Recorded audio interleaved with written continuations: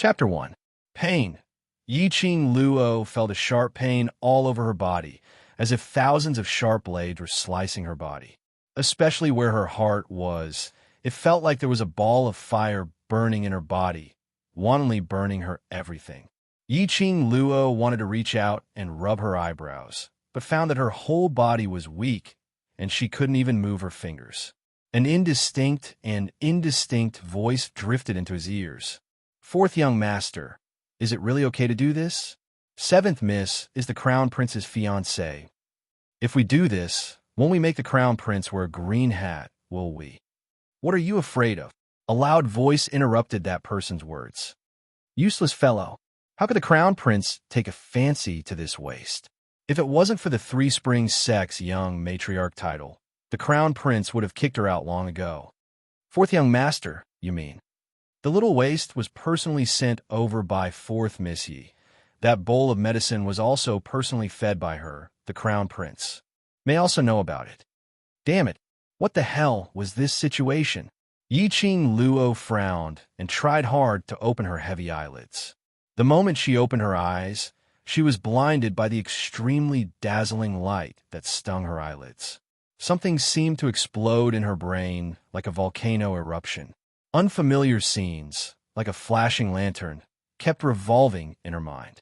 Once the colorful scenes passed, those scenes, like forcibly inserted memories, quickly overlapped in her mind and then gradually calmed down. After receiving these memories, Yi-Ching Luo opened her eyes again. This time, her eyes adapted to the flickering candlelight in the room. The lights were bright. The luxurious and exquisite room had a rather ancient feel. The white gauze fluttered in the wind. For luminous pearls stood in the four corners of the room, emitting a sparkling light. The worst part was that she was now lying on a round wooden table with her limbs spread out. Her body, which she was so proud of, had turned into a slender and delicate girl's body, and she was only wearing a white robe. Damn, she was lying on the table as food, waiting for others to eat her up? Damn it, didn't she just jump off the plane and transfer her soul into this little kid's body? Moreover, he had just transmigrated and he was already in such a miserable state. How could he still have fun? Yi-Ching Luo wanted to move, but she couldn't muster any strength. The two people outside the door had just said that she had been drugged. Moreover, the person who had drugged her was the fourth sister of this body. She had personally sent her here to be defiled. Yi-Ching Luo speedily searched through her memories for the memories she needed. The person outside the door was the fourth young master of the Yuchi family, one of the four great profound families, Yuchiya. This person was dissolute by nature, idling around, and was a good-for-nothing young master. Sending her in front of Yuchi, you was basically sending a sheep into a wolf's mouth. Fourth sister? And that so-called fiancé? Just you wait. Yi-Ching Luo narrowed her sharp eyes, suppressing the pain and numbness from her body, trying hard to control her four limbs. Creak. The door creaked, and Yuchiya walked in. From the sound of footsteps, there were at least 5 people. Little trash. Big brother's going to love you right now. Yuchiya walked to the side of the table and directly reached out his hand to pull the white gown on her body. Yi-Ching Luo's icy cold gaze turned sharp as she spoke in a hoarse voice. Scram. Chapter 2. Dead Fish. Yi-Ching Luo spat. Just as Yuchiya's hand tugged on her robe, Yi-Ching Luo suddenly flipped over and staggered up from the table. Her leg flew up and kicked Yuchiya's chest. She used all the strength in her body for this kick. Yuchiya didn't expect Yi-Ching Luo to have the strength to retaliate. He was kicked and directly flew out, smashing heavily against the wall. A mouthful of blood spurted out. Yi-Ching Luo wasn't any better. Her whole body was still stiff and numb, unable to control her limbs freely. Every movement involved her internal organs, sending waves of throbbing pain. She took a deep breath and fiercely clenched her teeth, enduring the pain, tying the white robe on her body properly. Her incomparably painful heart suddenly felt a burst of heat. A warm current instantly spread out. It was only for a moment, followed closely by an overwhelming pain that corroded her. Yiqing Luo cried out in pain. Her knees softened, half kneeling on the round table, her stiff arm tightly pressed against her heart. Damn it! What the hell was going on? What the hell was going on with this broken body? He was so weak that he could be easily knocked down with just a finger. She was indeed the Yi family's waste seventh young miss, a natural waste. But now it was her, the dignified 21st century's hidden family's patriarch, who replaced this body. Even if it was a waste body, she could still turn the situation around. Little slut, how dare you hit this young master? Yuchiya rolled on the ground, clutching his chest and vomiting blood. TSK. Yuchiya actually didn't die? Yiqing Luo squinted her eyes, enduring the pain. Sweat trickled down her forehead, sticking to her curly eyelashes. If it was in the 21st century, this kick of hers would definitely take Yuchiya's life. Hold her down. Cough, cough. You bunch of good-for-nothings. Hold her down for me. Yuchiya roared in anger. Every roar was accompanied by a burst of hurried coughing. Little slut, this young master has 100 ways to make you beg for death. Cough, cough, cough. The four followers exchanged glances and surrounded Yiqing Luo from four directions at the same time. Earlier, when Yiqing Luo had sent Yuchiya flying with that kick, the four followers had seen it with their own eyes. Now that they were closing in, they also harbored some thoughts of probing. Step by step, they slowly approached.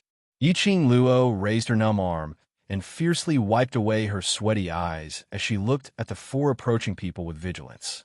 These four people were said to be attendants, but in reality, they were Yuchiya's personal bodyguards. Each and every one of them was tall and sturdy, a full head taller than her. You're just a good-for-nothing from the Yi clan. Do you really think that you're the honorable young lord? How dare you disobey this young master? Are you still hoping that the crown prince will come and save you? Yuchiya saw Yiqing Luo half kneeling on the round table, without the slightest trace of fear on her face.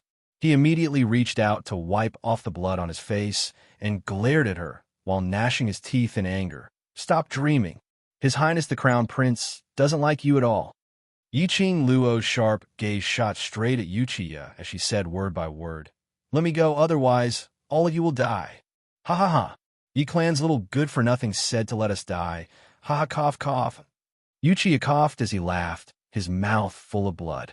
A good-for-nothing whose profound heart jade was dug out. What ability do you have to let this young master die? Yuchiya raised his hand, overflowing with viciousness. This young master will let you see today whether you die or this young master dies. Chapter 3. Yiqing Luo quickly retreated and was about to roll off the round table. Suddenly, she saw these four attendants' bodies emit a yellow light. The weak light wasn't dazzling. But Yiqing Luo's heart suddenly tightened at this moment. It was as if an ice-cold hand was tightly clutching her heart, unceasingly tightening compared to her previous pain. It was 1,000 times more painful. Her body went limp and she rolled off the round table. Ruthlessly whip her for this young master. Once he saw Yiqing Luo fall to the ground, Yuchiya sneered cruelly. Quickly bring another bowl of medicine for this young master and pour it on this little waste until she can't move. Yiqing Luo's eyes sunk. Still want to pour medicine on this old lady? Hey! Strong willpower made her suppress the sharp pain coming from her heart. Yiqing Luo aimed at the attendants who bent over to pull her, clamped her legs together, and immediately did a back somersault, flinging that attendant towards the window at the side. Boom! That attendant's body directly fell out of the window. Yiqing Luo leaped at the same time and followed closely behind. She lifted her foot and heavily stomped on the attendant's chest. After a series of actions, this weak and powerless body that had long been drugged became even more powerless. She slowly moved her leg and leaned against the wall. Her plain, white little hand pressed in the direction of her upper chest and felt a sticky hand. Looking down, her chest was oozing drops of blood, staining her white gown with captivating red flowers. Ashi! So much blood flowed from her heart. She couldn't have just resurrected and was about to face death again, right? Yuchiya said that her profound jade heart had been dug out. The overlapping memories quickly told her the profound Jade Heart's information. Profound Jade Heart, as the name implied, was a jade heart hidden in the depths of the heart used to condense profound chi. And the level of the jade heart determined a cultivator's cultivation talent. Of course, those who had a profound jade heart might not necessarily become a cultivator. Like her, possessing an extremely talented, profound jade heart that countless cultivators coveted, she still couldn't cultivate profound chi. Damn it, the profound jade heart had been dug out from her heart. No wonder the blood kept flowing. This old lady is dying of pain. Who the fuck was so deranged as to dig out her profound jade heart? If she knew who it was, she would torture that bastard to the point that he wished he was dead. The little trash is in the next room. Chase after her. Don't let her escape. Yuchiya roared. He absolutely could not let Yi-Ching Luo escape. Otherwise, he and fourth Miss Yi would absolutely not be able to bear the consequences. Yi-Ching Luo's eardrums shook, and due to excessive blood loss, her vision became blurry. She fiercely gritted her teeth and tightened her fingers, pressing on her wound. The intense pain caused her to regain consciousness. Yi-Ching Luo raised her eyes. Her vision swept past the other three followers who had rushed up and finally fixed on Yuchiya. Blood seeped out of her pale lips, adding a bit of enchanting charm to her exquisite and beautiful face that was as pale as paper. The tiny figure was so weak that it seemed as if he would fall to the ground in the next second. But at this moment, her entire person burst forth with a powerful and piercingly cold aura. She stepped on the body of the fainted follower beside her leg. Her messy long hair danced wildly, and that pair of murderous eyes refracted a piercingly cold and dense killing intent. If you dare to touch me today, even if you go to heaven or hell, as long as I, Yi-Ching Luo, don't die, I will definitely dismember your body into 10,000 pieces. Grind your bones and scatter your ashes. Yi-Ching Luo's voice was powerful and resonant, as if it was wrapped in a thick layer of floating ice. Chapter 4. Shards splashed, and the smell of wine spread in the room. The attendants who had walked to the door suddenly stopped. Even Yuchiya, who was clutching his chest as he staggered to catch up, also showed fear in his eyes. Yi-Ching Luo frowned and expressed doubt towards their reaction. Even if she used her toes to think, she knew that the source of these people's fear was absolutely not because of her. Very quickly, she reacted. Her fingers almost subconsciously pinched a shard of the wine jar. Her figure, with lightning speed, turned around and pressed the shard against the neck of the person behind her. "Don't move!" Yi-Ching Luo lowered her voice and shouted coldly. Even with her strong perception, she actually didn't detect the existence of a third person in this room. If it wasn't for Yuchiya's line of sight, she probably wouldn't have known that there was someone behind her. But a light laugh overflowed from this person's mouth. That laughter, clear and pleasant to listen to, was extremely lazy. Yi-Ching Luo's charming eyes slightly narrowed. Under this laughter, a layer of goosebumps actually appeared all over her body. The person who was pressed against her neck was a man dressed in a luxurious purple robe. His black hair casually scattered over his shoulders, and there were a few strands scattered on the back of Yi-Ching Luo's hand. The corners of the man's mouth raised into a smile. That face had a magnificent androgynous look. The outline was very deep. Especially that pair of evil, charming eyes, once met, would fall into the peach blossom trap that he created, sink for him, go crazy for him. Yi-Ching Luo's heart suddenly jumped. A wave of ominous premonition welled up. Intuition told her this man was not to be trifled with. What made Yi-Ching Luo confirm her intuition was the reaction of Yuchiya and the others. When she used the shard to press against this evil, charming man, Yuchiya and the others' eyes were obviously filled with disbelief, trembling with fear. Yi-Ching Luo? Three Springs, sexy family? The man murmured softly. His evil, charming peach blossom eyes reflected a charming light. Yi-Ching Luo frowned. Her fingertips pinched the shard tightly, closer to his neck. Shut up. Already at this point, Even if this man was the emperor, she still had to continue to kidnap him. Since Uchiya and the others were afraid of this man, for now, she could only choose to use him as a hostage. Leave this place first. The man slightly narrowed his eyes, rippling a hint of a meaningful smile. Lord Dizun. Uchiya knelt down in fright. The followers behind him also knelt on the ground. We didn't do it on purpose. We didn't do it on purpose to disturb His Majesty's peace. Dizun? Dmo Xian. In Yiqing Luo's memory, she had heard his name. He was the man who was revered as a god by the entire mainland. She had indeed captured an incredible person as a hostage. Dmo Xian's lips curled upwards slightly as his eyes shimmered. He sensed that after Yiqing Luo heard his name, she actually had no intention of letting go, and the smile in his eyes grew even deeper. He smirked and said in a deep voice, "Beg me, and I'll save you. How about that?" Yiqing Luo snorted coldly as the broken shard in her hand slashed his white jade neck without any hesitation. A drop of fresh blood followed the broken pieces and fell onto her palm, mixing with the sticky blood on her hand. "Little thing, you're poisoned." Dmo Xian didn't have the slightest awareness of being a hostage, and there wasn't a trace of emotion on his face. He only stared fixedly at her chest, which was soaked in blood. Your profound heart jade was actually dug away, so pitiful. His tone was indifferent, and there was not the slightest hint of regret. Chapter 5.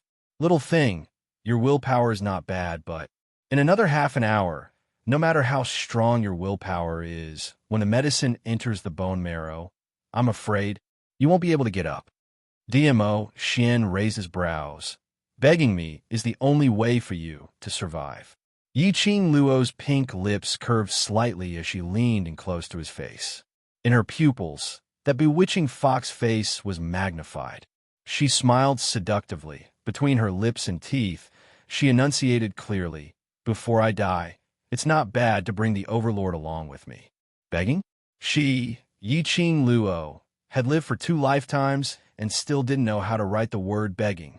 Ha! Interesting little thing. A light laugh overflowed from Dmo Xian's throat, his chest heaving up and down.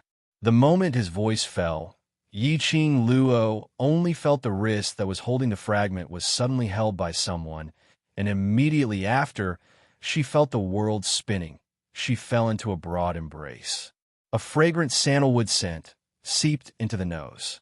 The man's long arm, tightly wrapped around Yiqing Luo's slender waist, firmly holding her in his arms. Yiqing Luo's blood dyed that luxurious purple robe red, but Dmo Xian didn't care much. However, she was only wearing a white robe. In this tug, the belt that was fastened loosened, the collar opened, revealing a piece of pure white skin. Yiqing Luo's face was covered with frost, shyly gritting her teeth. But her limbs were held in place by Dmo Xian. She couldn't struggle, and could only use a murderous gaze, ruthlessly cutting him. Open me. Dmo Xian's gaze lightly swept over her open collar, immediately looked up, met with her fierce gaze, and smiled magnificently. "This lord won't let go. What can you do to me?" Damn. What happened to the person who was called as a god? This guy couldn't be an imposter, right? Did he need to be so shameless? Dmo Xian directly ignored Yiqing Luo's murderous gaze, as his slender fingers gathered her white robe bit by bit, as he spoke in a light and breezy tone. "Don't worry, this lord has no interest in tiny things. You're the little thing. Your whole family are little things." How is she little? Although this body wasn't as hot as her previous life, at least it was still there. Moreover, this body was only 15 years old. Could it develop well? Dmo Xian shifted his line of sight and squinted at the few people who were kneeling on the ground shivering. He lazily raised his eyelids, off foam.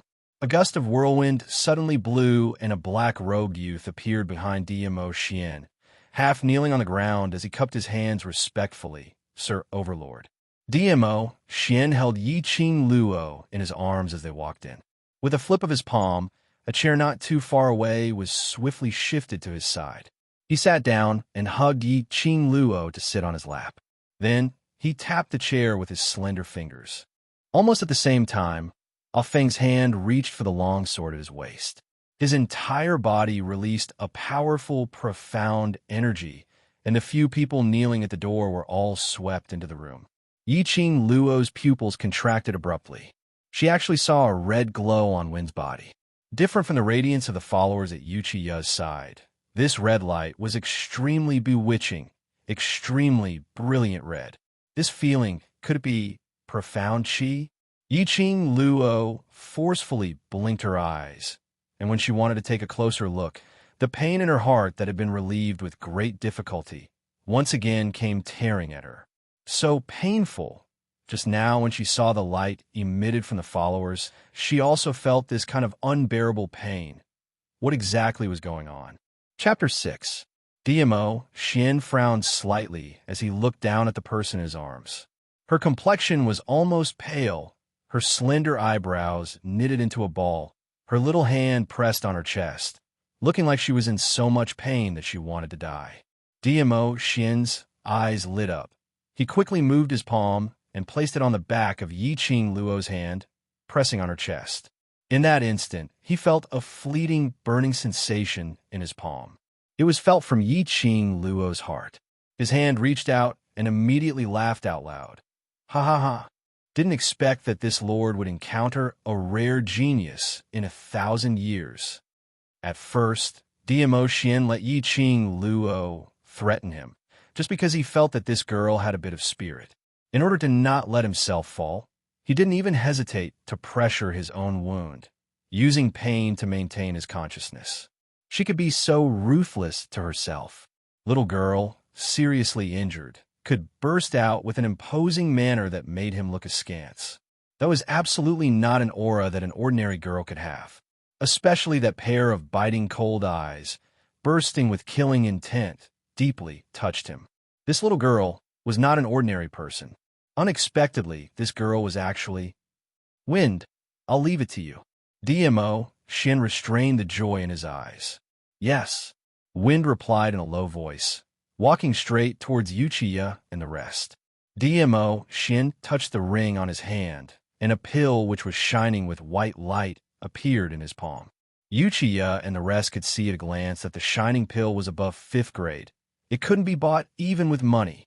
They watched helplessly as DMO Xian fed the 5th grade pill into Yiqing Luo's mouth without the slightest bit of heartache. The pill melted in her mouth. Yiqing Luo only felt an ice-cold chill flowing from her throat into her body, spreading through her limbs and bones. Wherever the chill went, the pain disappeared in an instant. After circulating through her limbs and bones, it flowed to her chest and wrapped around it. DMO Xian saw Yiqing Luo's tightly knitted brows smoothened out. Her breathing also returned to normal.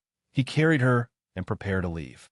Suddenly, a small white crane flew in from outside the window. Palm-sized, paper-folded. That paper crane circled around DMO Xian and slowly landed in his palm. In a blink of an eye, it turned into a piece of white paper. DMO Xian swept a glance at the contents, and his peach blossom eyes sparkled with a bewitching luster as his pupils deepened. What a coincidence! DMO Xian sighed faintly as he gently stroked her silky hair. Little thing, although this lord wants to bring you away, but this lord has more urgent matters to settle. However, I have a new idea.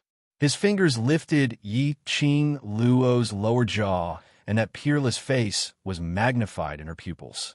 I'll give you a month's time to prove your strength and prove that I didn't misjudge you. DMO Xian's voice was as light as a ghost as it seeped into their eardrums. Immediately following that, Yiqing Luo felt an intense heat coming from her heart. It was DMO Xian who pressed his hand on her chest. A fluorescent light flashed where his palm touched his chest. When DMO Xian's palm moved away, Yiqing Luo clearly felt a breath of air flowing out from her body and sinking in her heart, forming into a palm-sized jade-shaped qi. This was the profound jade heart. Yiqing Luo's breathing stopped as she raised her eyes to look at DMO Xian. What's going on? That guy didn't reply, and took off an enchanting red jade ring from his finger, held her hand, and put it on. Chapter 7. This ring is called the Profound Phoenix Ring. Dmo Xian pulled Yiqing Luo into his arms and whispered in her ear, "You have to take care of it." Profound Phoenix Ring? Yiqing Luo looked down at the ring in her hand. The red ring was crystal clear without a trace of carvings. Looking closely, the ring was surrounded by a circle of red flames. It made her slender fingers look much fairer. "You are my woman now that you have accepted this Lord's ring." Dmo Xian chuckled as his 5 fingers locked onto Yiqing Luo's. 2 hands, one big and one small. On the ring finger was the same type of ring. Damn it. Did Dmo Xian know what it meant for a man to give a woman a ring? "Who the hell is your woman?" Yiqing Luo suddenly withdrew her hand and quickly slapped the man beside her. "I, Yiqing Luo, do not belong to anyone." However, his palm struck empty air. Her fingertips only had enough time to touch a piece of silk. It was Dmo Xian's robe. She used a little strength, and with a rip sound, a small piece of the torn robe fell into Yiqing Luo's hands. In front of her, there was no sign of the man in purple. Only the voice that traveled through the air from all directions announced that this man, who was like a legend, had truly appeared. He said, "Little thing, don't let me down." Yiqing Luo's sharp eyes looked around and sensed Dmo Xian's breath. Dmo Xian was no longer there. Even Ah Feng, who he brought along, was gone. In the entire room, there was only her and the 4 people who were kneeling on the ground. "Yi, 7th Miss Yi, today's matter has nothing to do with me. It was your 4th sister who forced me to do it." Yuchiya's whole body was trembling nonstop after he escaped from the hands of the Overlord. He didn't expect that the high and mighty Overlord would actually take a fancy to this cheap girl. No matter how angry he was, he didn't dare to offend the woman that the Overlord had taken a fancy to. Yiqing Luo narrowed her eyes. The corners of her long and narrow eyes flashed a very shallow, cold arc. "Young Master Yuchi, how is this related to my 4th sister?" She walked towards Yuchi step by step, the sneer at the corner of her mouth becoming even more pronounced. "It really wasn't me. It wasn't me. I was just following orders. For the sake of survival, Yuchi, you was willing to spill any secret. You were kidnapped and brought here by 4th Miss Yi, and it was also 4th Miss Yi who drugged you." All these, when Yiqing Luo was awake, she had long heard it. She narrowed her eyes and asked in a low voice, "What is her purpose?" 4th Miss Yi did it, too, to help her sister, eldest Miss Yi. 1st Miss Yi and His Highness the Crown Prince have long been in cahoots. But you're the young master of the 3 Springs sect. The monarch has long set the engagement between you and the Crown Prince, so 4th Miss Yi came to me, wanted me to take away your innocence, so that you can legitimately dissolve the engagement between you and the Crown Prince. So, it was because of a man? Crown Prince? Fiancé? Yiqing Luo snorted coldly. Her slender fingers subconsciously stroked the profound phoenix ring on her ring finger. Her clear and charming eyes flashed a very enchanting cold light. Chapter 8. Her eyes turned cold as she pointed at the bowl of medicine on the table. "The 4 of you, finish that bowl of medicine." That was the medicinal soup that Yuchi had originally prepared to use on Yiqing Luo. Yuchi turned his head to look at the attendants beside him and fiercely pushed them over. "Hurry up and drink it. Whoever doesn't drink it, don't even think about living." Uchiya's eyes widened in horror as he scrambled over to pick up the bowl of medicine and drank a big mouthful. The other 3 attendants also shared it and drank it down. Yiqing Luo watched them drink the bowl of medicine cleanly, and the enchanting cold glint in the corner of her eyes became even more moving. She didn't say a word and walked out of the room. Then she closed the door and locked it. That bowl of medicine wasn't poison, but a kind of medicine to make women obedient. She let them taste the consequences of their own actions and try the medicine. Yiqing Luo didn't leave immediately and was thinking of going to her room to find a set of clothes to change into when a black shadow suddenly flitted in front of her eyes. There was no hostility, and Yiqing Luo didn't panic. Focusing her eyes, she saw Wind half kneeling on the ground with both hands holding a set of red long dress. "You, seventh Missy, please change your clothes." Wind's voice was cold as he said in a neither servile nor overbearing manner. Why didn't he leave with the emotion? Just as she was about to open her mouth to ask, Wind stuffed the red long dress into her hands and with a leap disappeared into thin air. Damn, he was even colder than her. Did DMO Shin send him to deliver her clothes? Yiqing Luo held onto the clothes as her figure speedily moved around the inn and found an empty room. The spirit pill that DMO Shin fed her was effective in minutes. Now her body didn't have any injuries. Moreover, the profound heart jade piece in her heart was constantly transmitting her endless power. This was the profound heart jade that DMO Shin made for her. Profound heart jade could also be made? Unable to understand, Yiqing Luo simply didn't think about these brain-burning things and took off the white robe that was stained with blood. After wiping off the bloodstains on her body, Yiqing Luo relied on her memory and this body's instinct to put on this complicated set of clothes. In the room, there was a bronze mirror. Yiqing Luo looked at the person in the mirror and couldn't help but click her tongue. Was she reincarnating, or was she reincarnating? This face was exactly the same as her original face. Her facial features were exquisite and beautiful, with curved eyebrows and watery eyes. The corners of her eyes were long and narrow, forming a natural arc. She was exceptionally enchanting, adding a touch of charm to her pure face. There seemed to be something between his eyebrows. Yiqing Luo leaned closer to the bronze mirror and stretched out her hand to touch the space between her eyebrows. She could faintly see a red mark, like a small corner of a petal. However, after rubbing her forehead, she took a closer look. Her forehead was as white as snow, and there was nothing there. Was she seeing things? Was she hallucinating? No. Why did she feel like her hallucinations were getting worse? Why did she also see a circle of pink patterns on her arm? This shape, it looked a bit like a cherry blossom. Yiqing Luo rubbed it with her hands. The pattern was still there.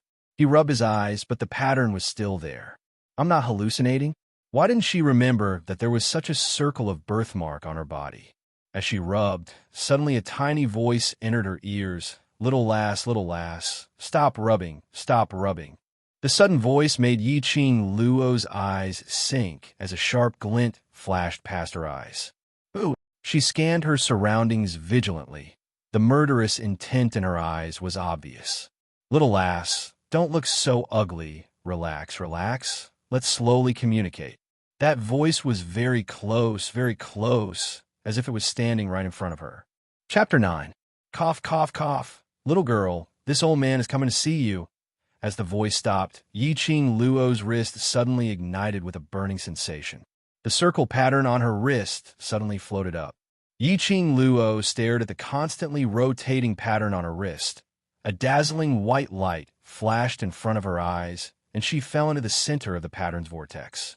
When she opened her eyes again, there was fog in front of her, and all she could see was a vast expanse of whiteness. Where was the inn she stayed in before? What the hell was this place? Little girl, I'm here. That voice came from behind her again. Yiqing Luo sharply turned her head back, only to see a human figure slowly appearing amidst the white mist. It was a white-haired old man dressed in a white robe. His silhouette could not be seen clearly in the mist that curled up in spirals. Who are you?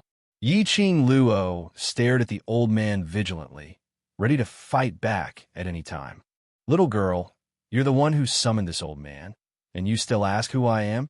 The old man stroked his long white beard and replied with a smile. I summoned you? Yiqing Luo's head was full of question marks. The old man explained unhurriedly. Little girl, this old man is the guardian of your Yi family's heirloom. Your blood awakened this old man. So isn't this the reason why you summoned this old man? Heirloom? Are you kidding me? Yiqing Luo's face was full of suspicion. Yi family's heirloom. That was something from the 21st century. It was because of this heirloom that she was forced to perish together with those evil old men. She had crossed over, Could it be that the heirloom had followed her into another world? The incantation on your wrist is the best proof. The old man took a step forward, and before Yiqing Luo could react, he had already closed in on her. A circle of cold touch held her slender wrist.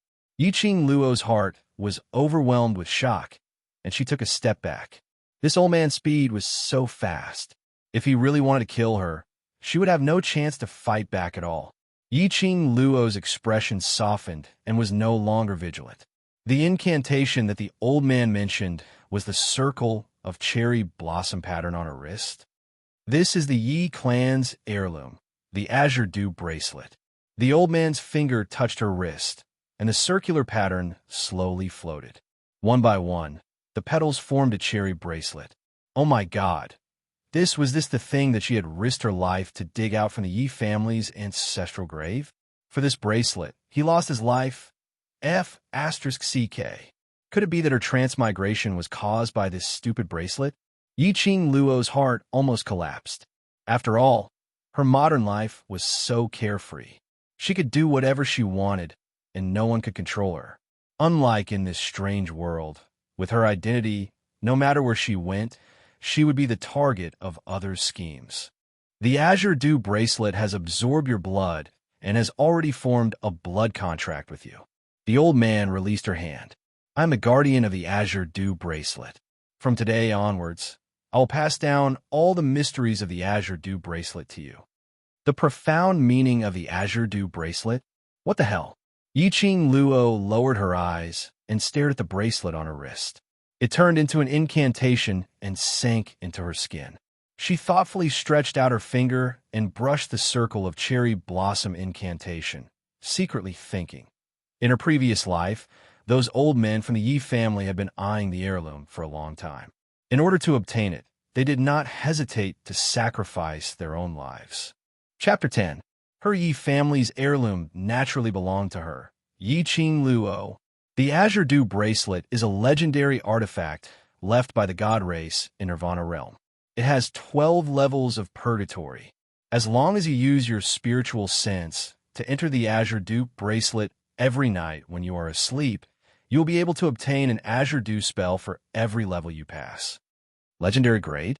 God Race's artifact? Her family's heirloom was actually so awesome.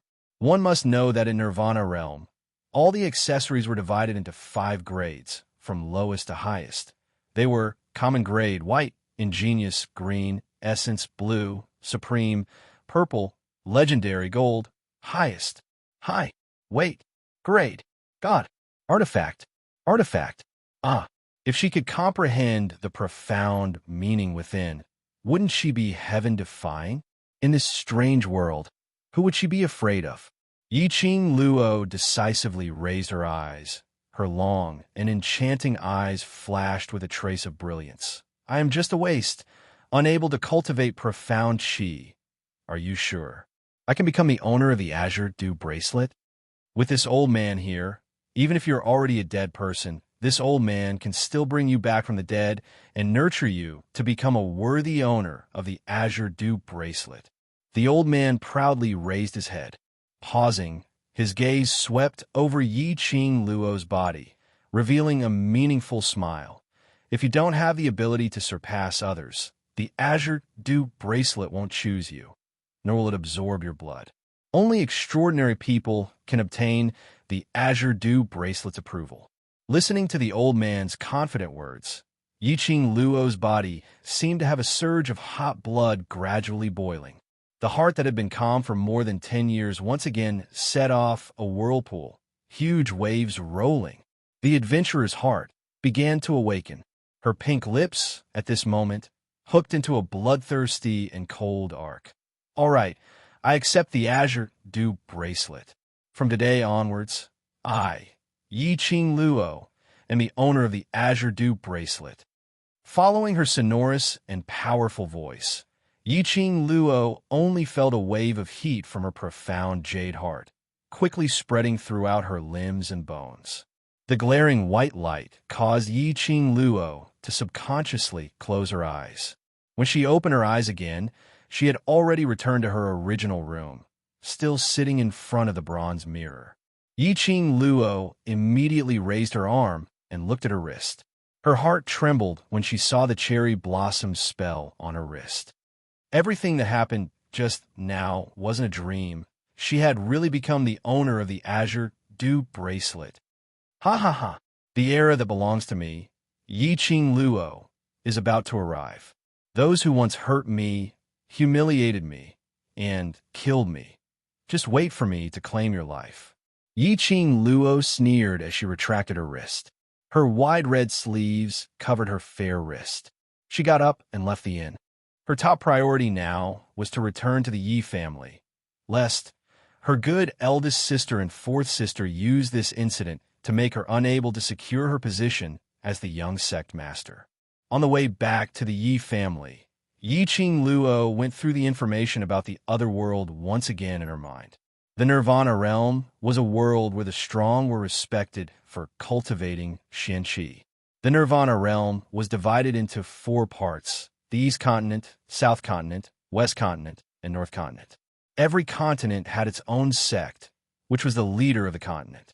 Rumor had it that the 4 major sects were used by the god race to control the peace of the Nirvana realm, allowing them to restrain each other. There are also rumors that these 4 major sects were actually the god race's guards, specially stationed in the 4 corners of the Nirvana realm, guarding the god race's god emperor's tomb. And she, Yiqing Luo, was one of the 4 major sects, the young matriarch of the West Continent's Three Springs sect. She possessed a supreme status, possessed an enviable, profound jade heart, but was a wastrel who was unable to cultivate Xianqi. Chapter 11. Following her memory, she found a way back to Three Springs sect.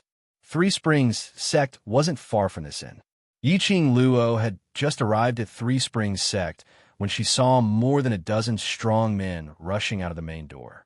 The leader had combed her hair delicately and wore a jade-colored brocade dress. Her facial features were beautiful, and her eyes were filled with a complacent smile. This person was the 4th miss of the Yi family. Yiqing Ling, quick! Immediately follow this young miss to the Heavenly Fortune Inn. If you're any later, my poor 7th sister will meet with misfortune. Yiqing Ling deliberately shouted at the top of her voice in an attempt to let the people outside the residence hear these words. The dozens of strong men shouted in unison. Yes, we will definitely bring 7th Miss back safe and sound from the hands of the bad guys. Yiqing Luo, who was standing at the corner, narrowed her eyes slightly when she heard this, and the corners of her mouth hooked up into an extremely cold arc. Her 4th sister was really smart.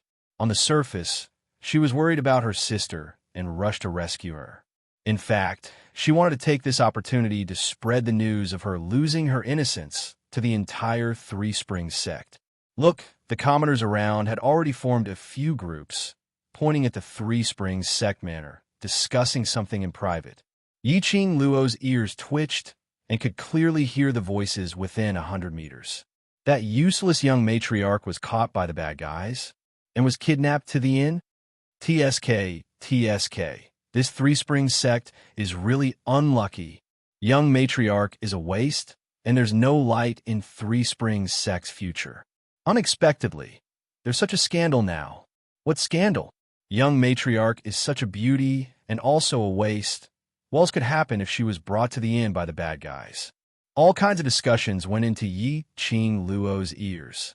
She dug her ears and didn't listen anymore. She straightened her clothes and used her fingertips to pick up her long hair that fell on her shoulders and quickly tied up a simple hair bun. When the dozens of strong men passed by her and went straight to Heavenly Fortune Inn, Yiqing Luo's clear voice sounded leisurely. 4th sister, what are you going to do with so many followers? Upon hearing this voice, the imposing group of people suddenly stopped in their tracks. Yiqing Ling followed the sound and pushed the burly man aside.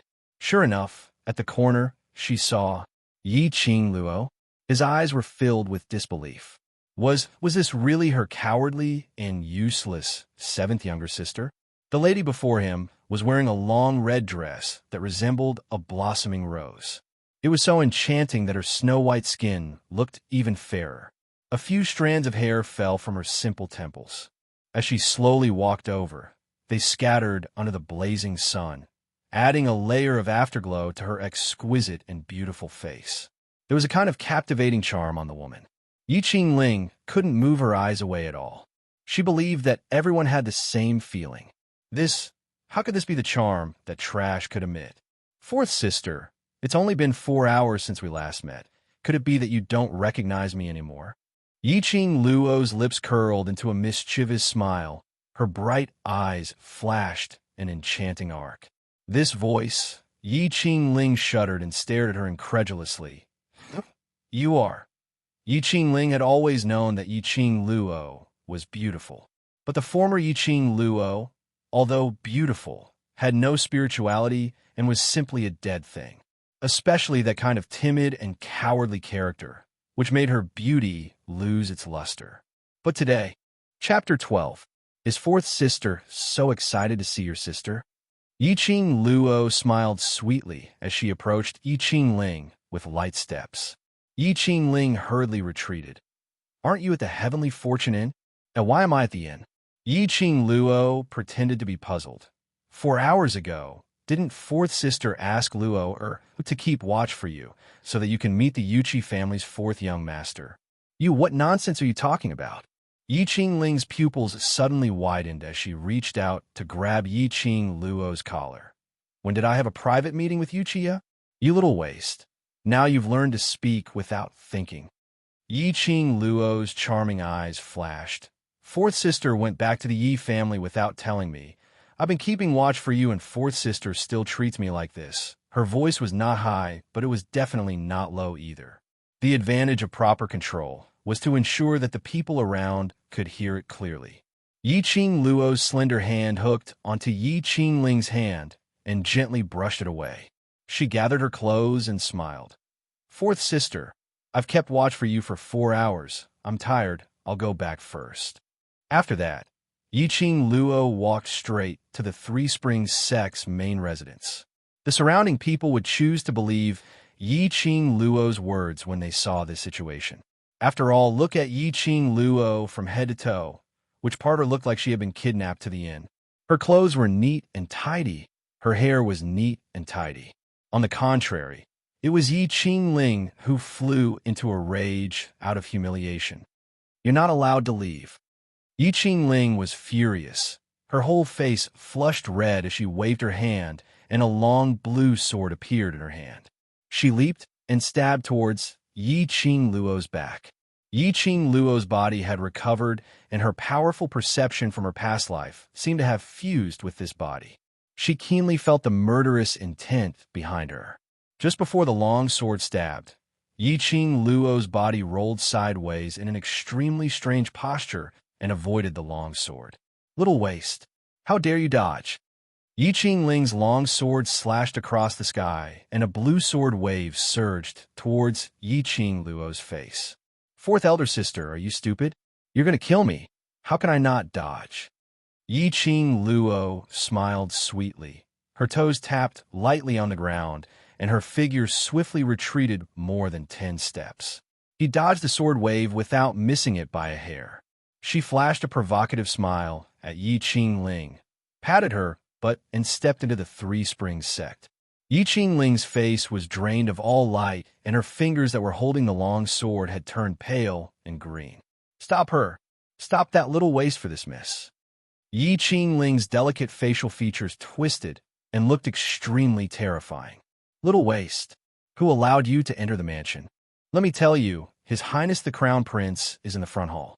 He wants to break off the engagement with you. A few strong men immediately rushed forward and blocked in front of Yi Qing Luo, preventing her from entering the manor. Hearing Yi Qingling's words, Yi Qing Luo's expression changed slightly. Her slender eyebrows were slightly knitted as a pair of clear and charming eyes looked towards Yi Qingling. Your Royal Highness? Yes. Haven't you been pestering His Royal Highness the whole time? Let me tell you, he came to Three Springs Sect today to break off the engagement with you. No matter what, I will not let you enter this door. Chapter 13. Break off the engagement? What a coincidence. She had just suffered from Yi Qingling's evil scheme, and her chastity was almost ruined. The Crown Prince came to Three Springs Manor to break off the engagement in the next second. She really didn't believe that the Crown Prince had nothing to do with her being kidnapped to Heavenly Fortune Inn. No wonder Yi Qingling brought a group of people to Heavenly Fortune Inn to look for her with great fanfare. Wasn't it just to catch the adulterer in bed and conveniently break off the engagement? In order to break off the engagement in a fair and square manner, a couple of deliberate schemes were quite strenuous. Break off the engagement just in time. The Crown Prince? The monarch bestowed marriage? Did she care? If she wanted to break off the engagement, she had to be the one who had the right. Move aside. Yi Qing Luo glanced at the burly men in front of her and squinted her eyes. You are the Three Springs sex dogs. How dare you block my way? Are you looking down on Three Springs Manor? The burly men's expression suddenly changed as they looked at each other with fear in their eyes. Yes, even if Yi Qing Luo was a waste. No matter how unfavored she was still the young matriarch of Three Springs Sect. Regardless of whether Yi Qing Luo could become the matriarch of Three Springs Sect in the future. But Yi Qing Luo had been a waste for more than 10 years, and the matriarch still hadn't revoked her young matriarch status.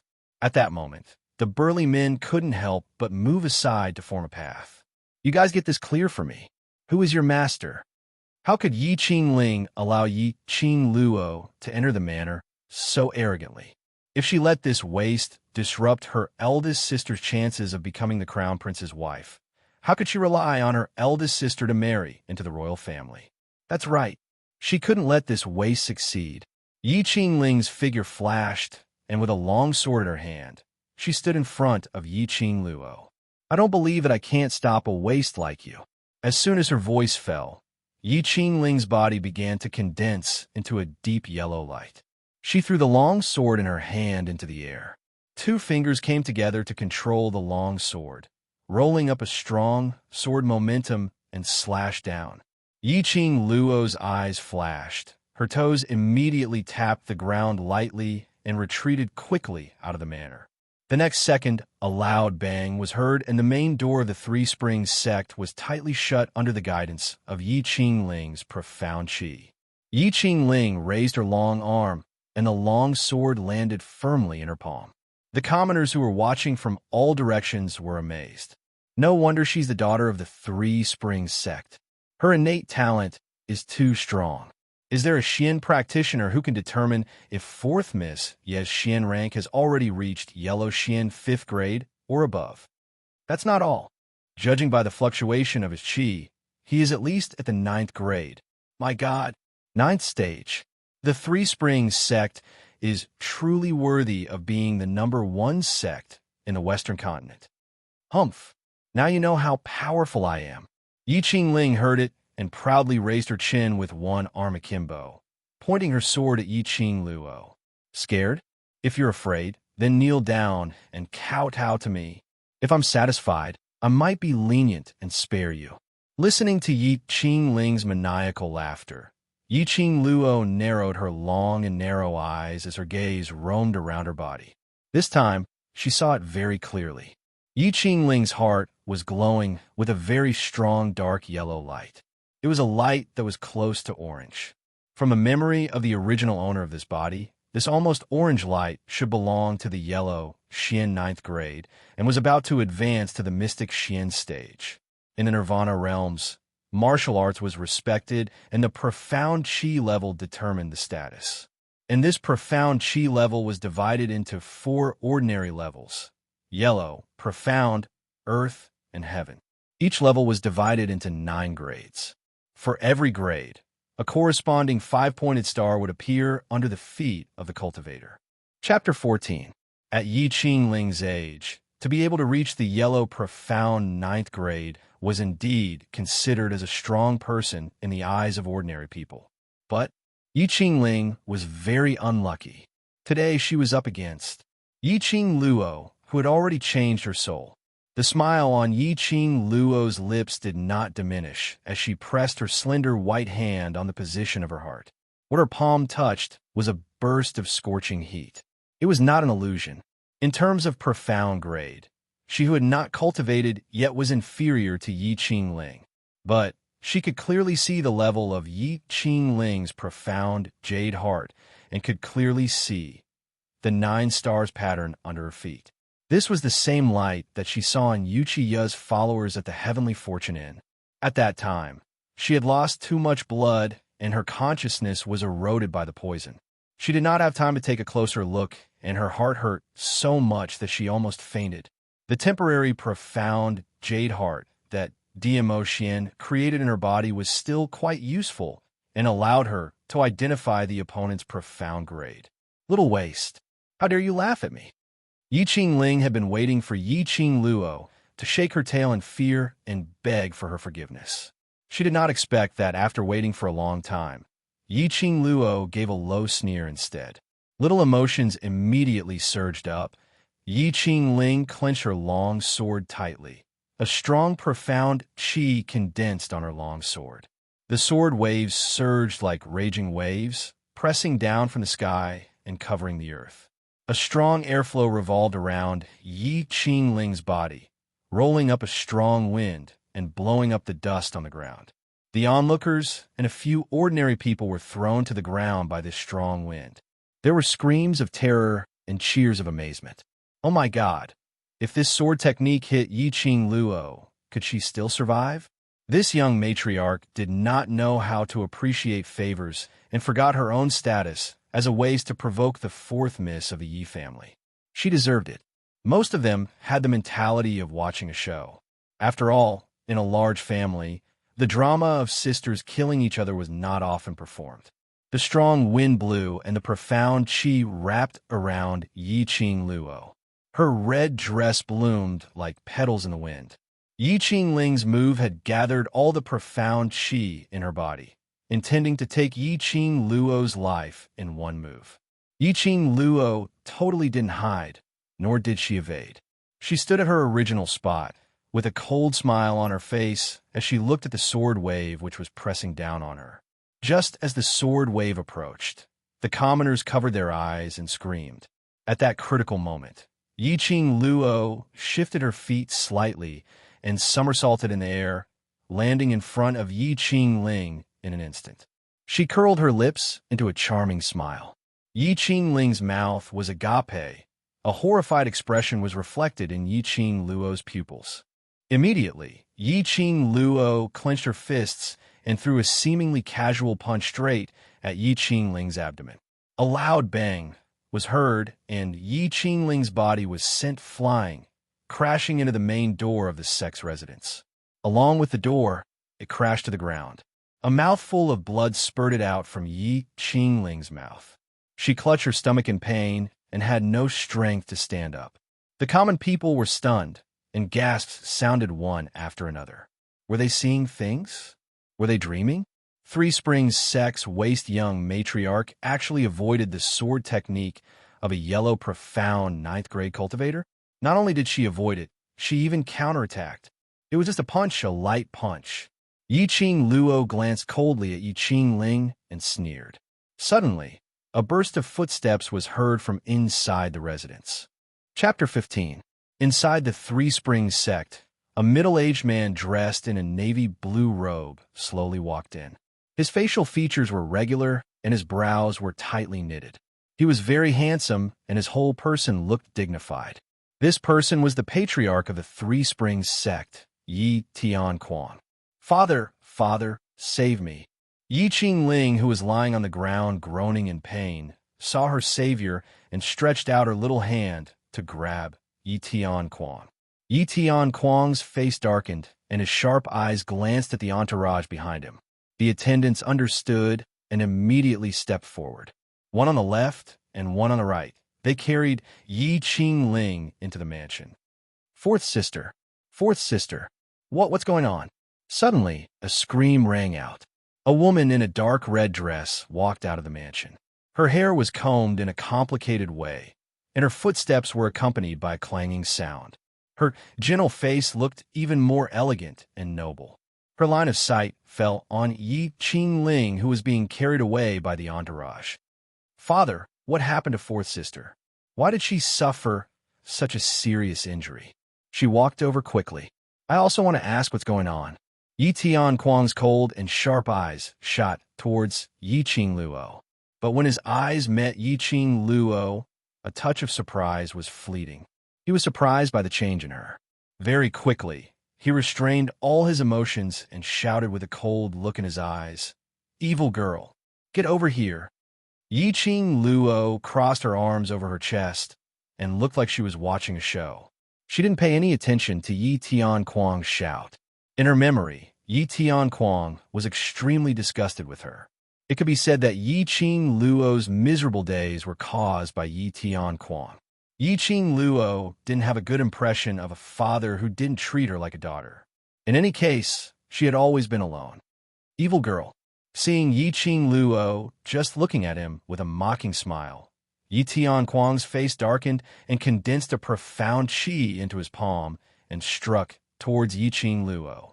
This palm strike was enough to make the former Yi Qingluo die a violent death. Yi Qingluo moved her feet and changed her position in a flash to avoid the palm strike. Her eyes narrowed and a bloodthirsty cold light dyed her eyes red.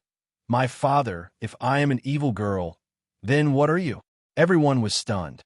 This was Yi Qingluo, that cowardly little trash who didn't even dare to say a word, actually had such a frightening expression. When that pair of enchanting eyes swept past him, it was as if he had fallen into an extremely cold place.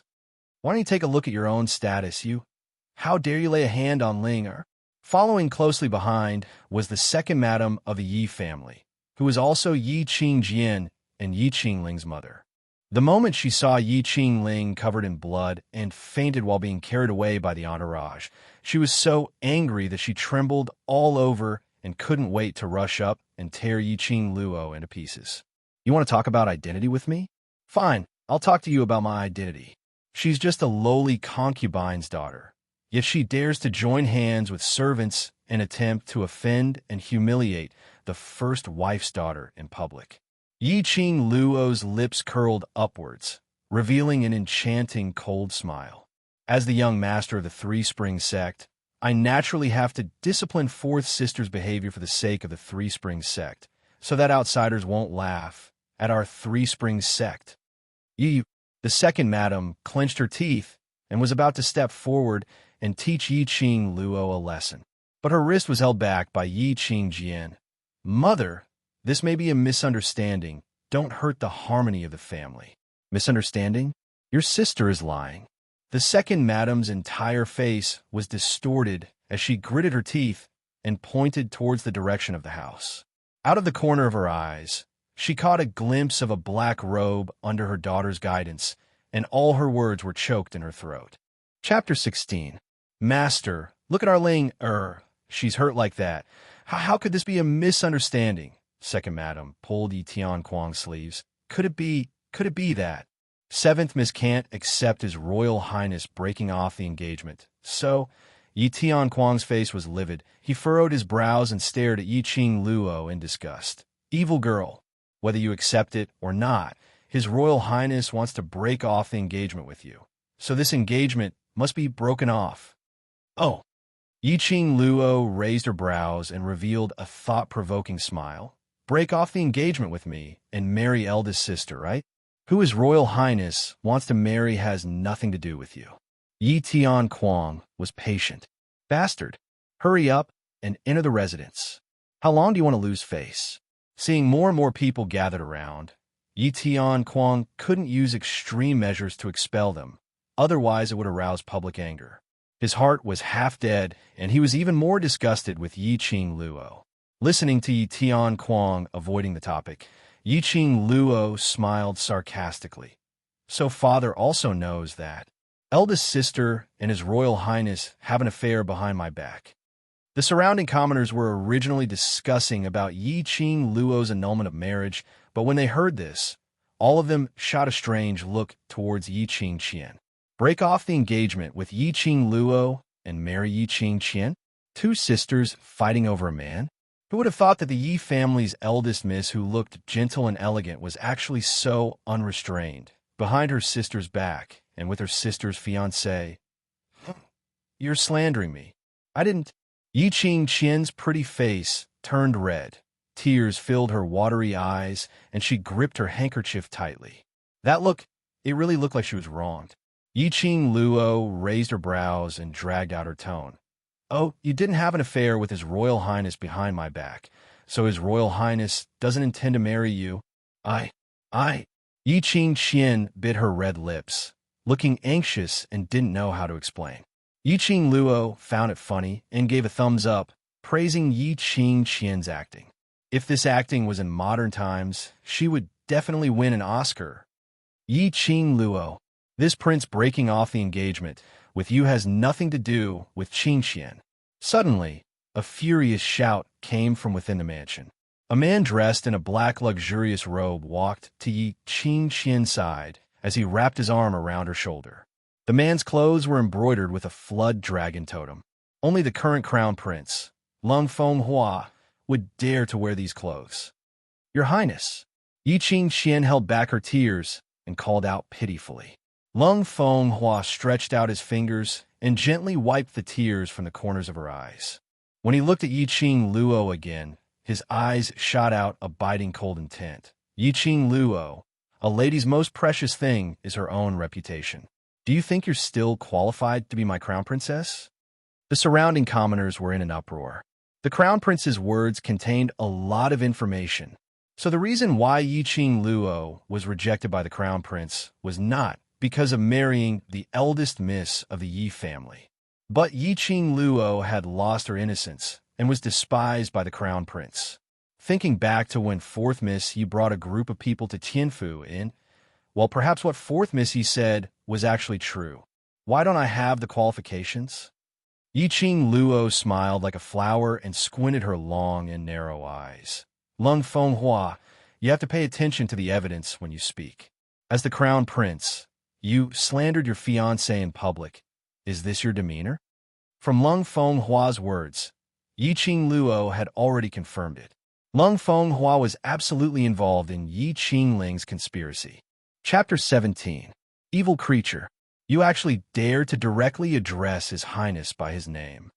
Yi Tianquang's sword-like eyebrows stood erect. He was so angry that his complexion turned black. If he continued to stand outside the mansion and allow the commoners to watch, he would definitely become the laughingstock of Three Springs City and even the entire Western continent. He suppressed his anger and strode towards Yi Qing Luo's direction as he stretched out his hand to grab her. Follow me back to the residence. Yi Qing Luo's expression turned cold as a sharp glint flashed across her blood-red pupils. She took a small step back, avoiding Yi Tianquang's hand. Thanks to her eyes, she could now see the other party's profound rank. Yi Tianquang chopped down, and Yi Qing Luo saw a mass of profound qi gathering in his palm.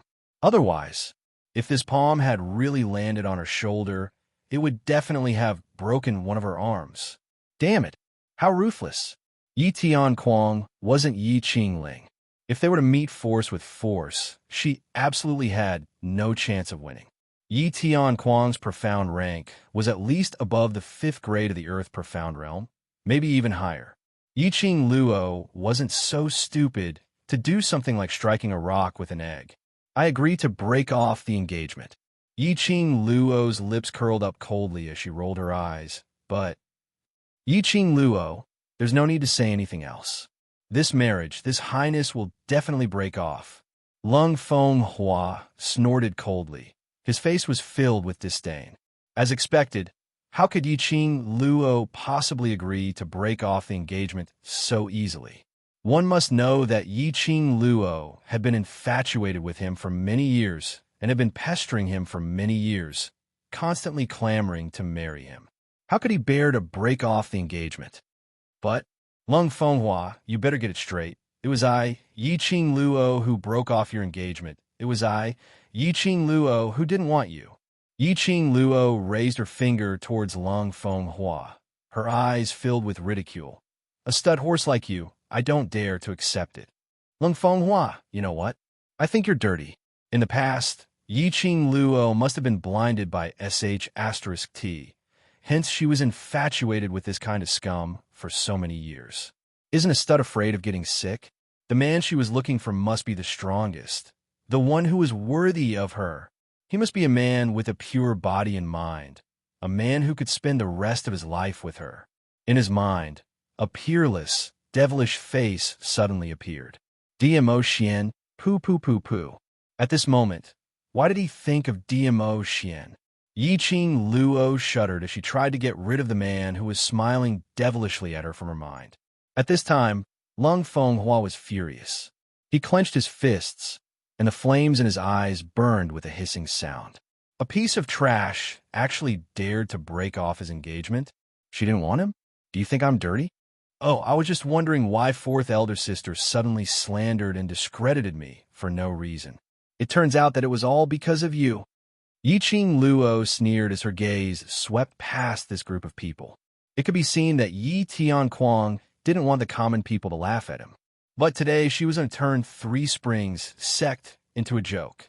She wanted to see, after such a ruckus, whether Lung Fenghua and Yiqing Qian, this adulterous couple, would still be able to shamelessly talk about marriage. Lung Fenghua, do you dare to bet with me? Lung Fenghua did not answer. He only stared at her with a cold expression. His face turned green and white. Since Big Sister insists that I slandered you, you didn't do anything behind my back with Lung Fenghua. Then let's find an experienced old woman to come over. Let's test in front of everyone to see whose virginity mark is fake. As Yiqing Luo spoke, her gaze swept over the red dot on Yiqing Qian's wrist. She didn't believe that Yiqing Qian hadn't rolled the sheets with Lung Fenghua. This bet, Lung Fenghua absolutely didn't dare to bet. Once the virginity mark was found to be fake, didn't it mean that they had really done it behind her back? In the modern era, this kind of cheating behavior was intolerable. Chapter 18. Yiqing Qian's face flushed red. Tears rolled down her cheeks. Seventh sister, you're shameless. Even if she really didn't have sex with Lung Fenghua, she didn't dare to test the virginity mark in public. This test, the white lotus image that she had painstakingly built up for several years, would be completely destroyed. Nonsense! Yi Tianquang's face turned green with anger, looking at Yiqing Luo's eyes more and more sinister. Uneducated wild girl, quickly get back to the ancestral hall. Yiqing Luo originally had a sneer on her face. When she heard Yi Tianquang's words, her heart suddenly felt a stabbing pain. She knew that this was the last emotion of the original owner of this body. After that, the dull pain dissipated and her heart turned cold. Yiqing Luo slowly raised her hand and pressed on the place where her heart was. Yiqing Luo, don't worry. From today onwards, I will live for you. When she looked up again, her eyes were already filled with ruthlessness. Her lips, bit by bit, hooked up into a cold arc, sneering. Yes, Yiqing Luo, since I was born with a mother, a wild girl without a father to teach me. Of all the things he should not have said, uneducated? Ha! If it wasn't for him spoiling his wife, causing her mother to die of illness in the abandoned courtyard when she was 5 years old, would she have lived so miserably for the past 10 years? What's more, my education is for people, not a group of beasts. Yiqing Luo stared at the row of people in front of her, spitting out each word coldly. That voice, as if from hell, made people's hearts tighten. Seventh sister, you're too rude. Yiqing Qian's eyes were red, a pair of beautiful watery eyes, staring straight at Yiqing Luo. As you said, you are the young matriarch of Three Springs sect, the Yi family's first wife's daughter. Then your every word and action represents the entire Three Springs sect.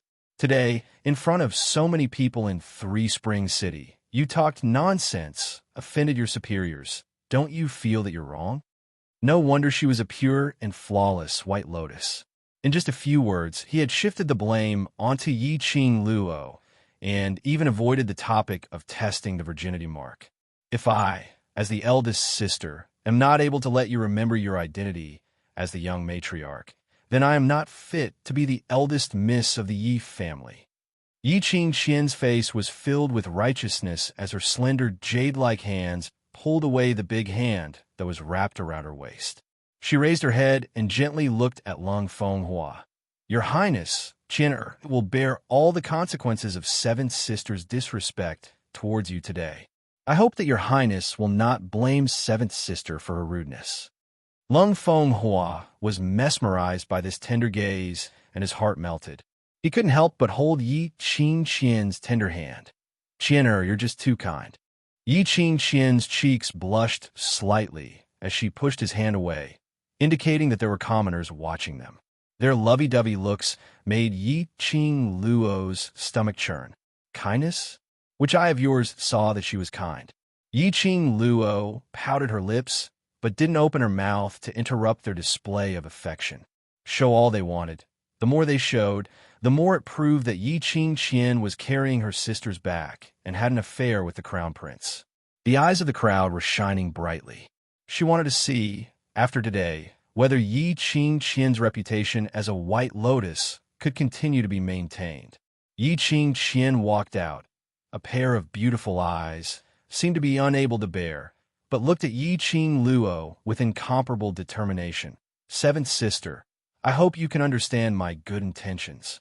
Just as her voice fell, a strong gust of wind spread out from her feet. Chapter 19. Yi Qing Luo rolled her eyes. If she wanted to teach her a lesson, then so be it. She even put on a, I hit you for your own good look. Puffed. She really didn't forget her white lotus nature at all times. Yi Qing Qian stretched out her palm, and a soft whip appeared in her hand. That pair of eyes looking at Yi Qing Luo were full of helplessness, as if she was really forced to do something to her sister. Seeing Yi Qing Qian make a move, Yi Tianquang took second madam back and gave way. His attitude was very obvious. He didn't want to stop the fight between the two daughters. The onlookers looked on. Some shook their heads and sighed. This kind of indifferent patriarch, it seemed that Three Spring Sect's fate had really come to an end. Yi Qing Qian stepped on the ground. The soft whip waved in the air with a pa-pa sound. She approached directly. The soft whip came head-on.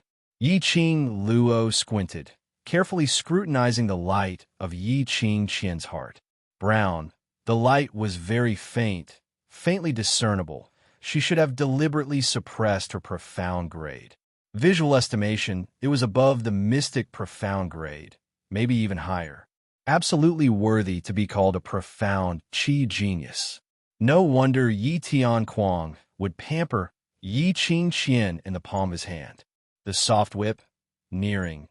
Yi Qing Luo curled her lips, just as that layer of brown, profound qi lingered around the soft whip. Approached her face, her body suddenly became extremely soft. With an extremely strange posture, she turned around and dodged. With another somersault in the air, she had quickly retreated to the crowd of people. The people were afraid that this battle would involve them. One by one, they fled quickly. Yi Qing Qian's eyes sharpened. She couldn't believe it. She didn't expect Yi Qing Luo to have such a fast speed. She obviously couldn't feel any profound qi from Yi Qing Luo's body. How could Yi Qing Luo avoid her whip, which was infused with profound qi? Immediately, Yi Qing Qian flew up. The soft whip rotated into countless circles on her fingertips. Profound qi was released. Her palm wind pushed the circle created by the soft whip forward. Yi Qing Luo instantly felt a strong pressure, overwhelming the sky and earth.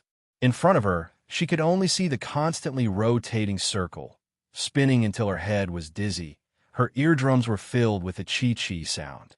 Damn, Yi Qing Qian really had some skills. This was the combination of Xian qi and hypnosis. Can't look anymore. If she looked any further, she would easily be lost in the hypnosis.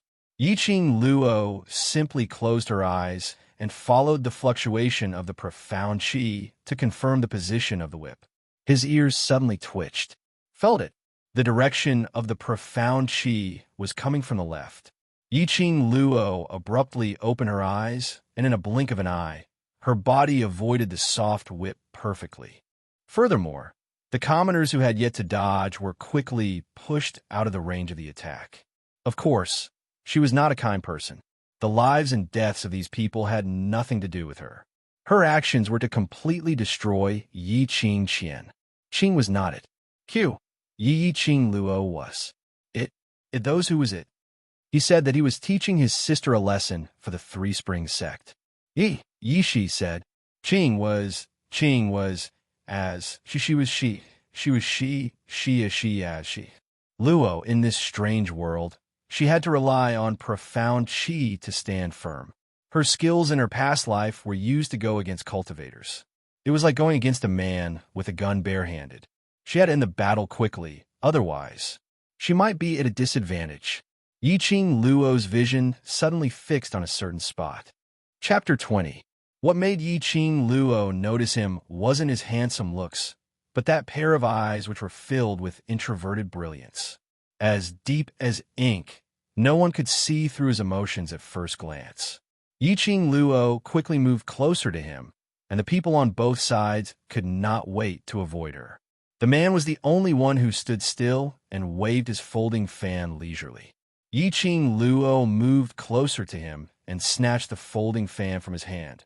"Master, let me borrow it." That folding fan felt good to the touch. Yiqing Luo played with it on her fingertips and felt that it was rather smooth. "Good. Seventh sister, how can you live up to your young matriarch status? Since you were so disobedient, don't blame me for being merciless." Yiqing Qian's beautiful face showed a slight twist. If Yiqing Luo was able to avoid the first whip, it was probably due to luck. Then the second whip, it was absolutely impossible to avoid it based on luck. Her psychedelic whip had never failed before. No one had ever escaped from the illusion that she created. When did this little slut become so powerful? Looking at Yiqing Luo's pair of bloodthirsty eyes, Yiqing Qian's back suddenly turned cold, and a few drops of cold sweat appeared on her forehead. Her heart was filled with fear. The one who made her afraid was actually Yiqing Luo. The always arrogant Yiqing Qian could not admit that she had developed a sense of fear towards a waste. Profound chi shook, and the long whip in her hand ruthlessly pressed down. Her eyes were filled with murderous intent. "Eldest sister still knows that I am the young matriarch." Yiqing Luo sneered and did not evade this time. Her fingertips moved the folding fan and faced the attack head-on. Her footwork was extremely strange, and she could accurately calculate the arc of Yiqing Qian's whip, as well as the position of the whip, cleverly avoiding the attack of the whip. Everyone could only see a red silhouette, like a magnificent sunset, flashing by. In the blink of an eye, the feather fan in Yiqing Luo's hand opened and closed and directly wrapped around the whip in Yiqing Qian's hand. The whip was stretched taut between the two. Yiqing Luo. Yiqing Qian's eyes widened in disbelief as she exerted strength in her wrist, trying to withdraw the whip. But no matter how much strength she used, there was no way to withdraw the whip. How was this possible? "Big sister, don't be anxious. The show has just begun." Following that, Yiqing Luo's slender hand danced. The folding fan in her hand seemed to have its own consciousness. She let go of the handle of the fan, and the folding fan automatically spun like a fan. It spun quickly and completely wrapped the soft whip around the handle of the fan. A 2-meter-long whip was curled up in a split second, leaving only half of it. The folding fan continued to spin, and when it wrapped around Yiqing Qian's long whip, a strong force forced Yiqing Qian to let go of the whip. The soft whip escaped from Yiqing Qian's hand, and when Yiqing Luo opened her palm, the folding fan automatically returned to her palm. Big sister's weapon is really not bad. It's even at the supreme grade. Yiqing Luo's fingertips caressed the soft whip wrapped around the folding fan. A purple ray of light flashed. Supreme being? The people's eyes lit up as they stared unblinkingly at the whip. Even if he couldn't use a supreme weapon, he could still feast his eyes on it. Seventh sister. Yiqing Qian's heart suddenly palpitated in fear as her voice trembled. She hadn't finished her words when she saw a black shadow coming down from the front. "Ah!" A sharp scream came out from Yiqing Qian's mouth. Chapter 21. Yiqing Qian's miserable howl made everyone's expression change. Yiqing Luo's temperament was too hard to figure out. She waved the whip at the slightest disagreement. Damn, that whip was really ruthless. It directly hit Yiqing Qian's face, The skin was torn and the flesh was torn. The onlookers trembled and subconsciously touched their faces. What women cared about the most was their appearance. Especially Yi Qing Qian, known as the #1 beauty. She cared about her beauty even more. Yi Qing Luo's whip simply took Yi Qing Qian's life. On my face! My face! Yi Qing Qian screamed incessantly. She felt a burning pain on her face, and her hands were full of blood. On her face, from her forehead to her mouth, there was a very conspicuous whip mark. The hand covering the wound was dripping with blood. It looked extremely terrifying. Qiana, Yi Qing Luo, you little slut. How dare you hit my daughter? Men, capture her for me. Catch this little slut. When second madam saw her daughter's proud appearance destroyed by Yi Qing Luo, she couldn't stay calm.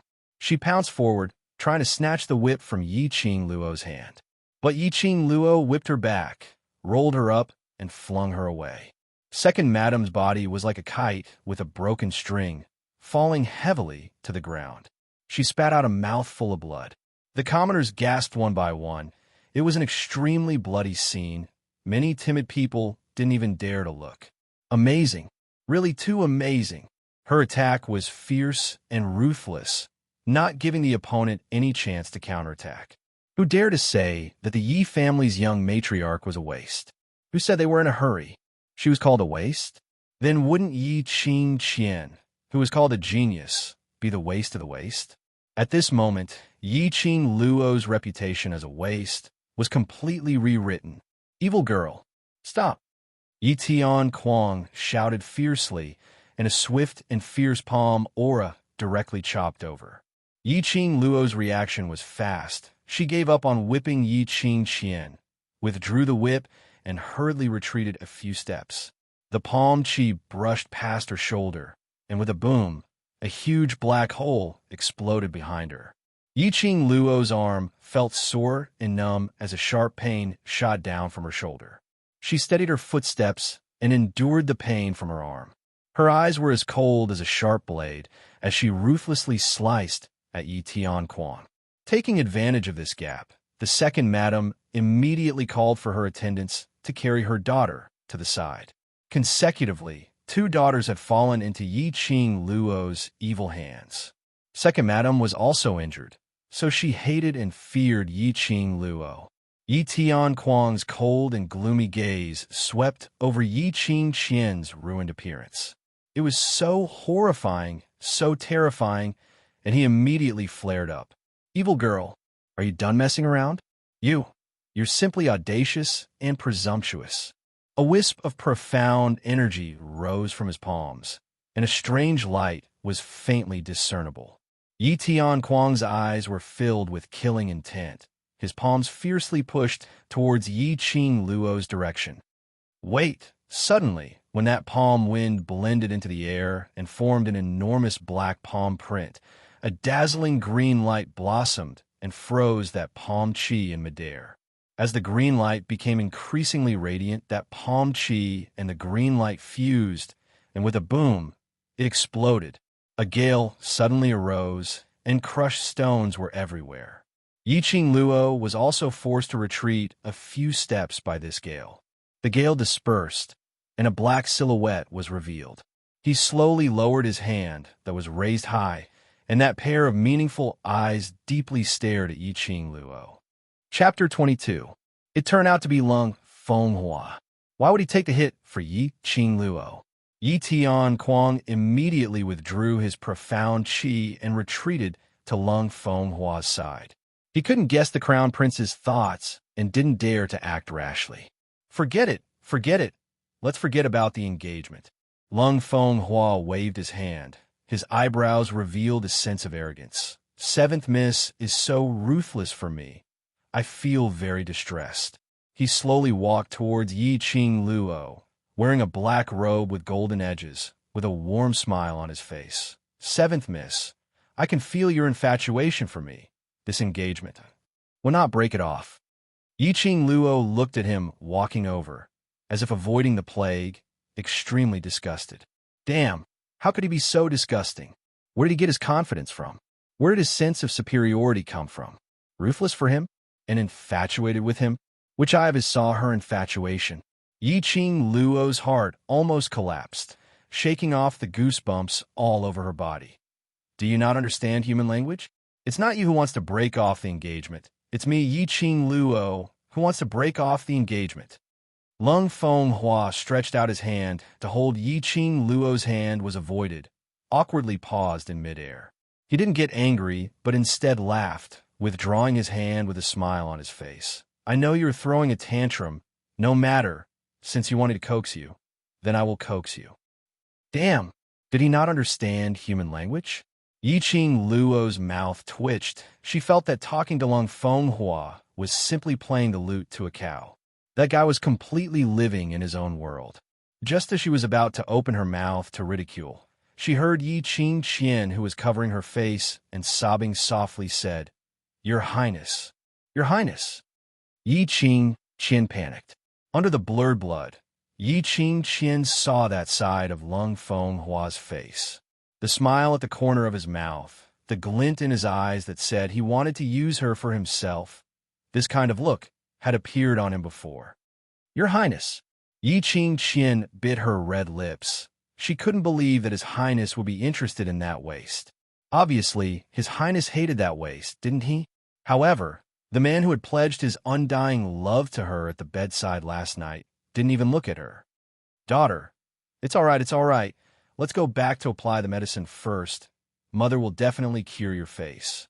Second Madam cried as she hugged Yi-Ching Qian tightly and brought her into the residence. How would Yi-Ching Qian be willing to leave? The minute she left, Lung Fenghua would be together with Yi-Ching Luo. She had spent so much effort and even offered her innocence just to tie Lung Fenghua up. How would he be willing to let go?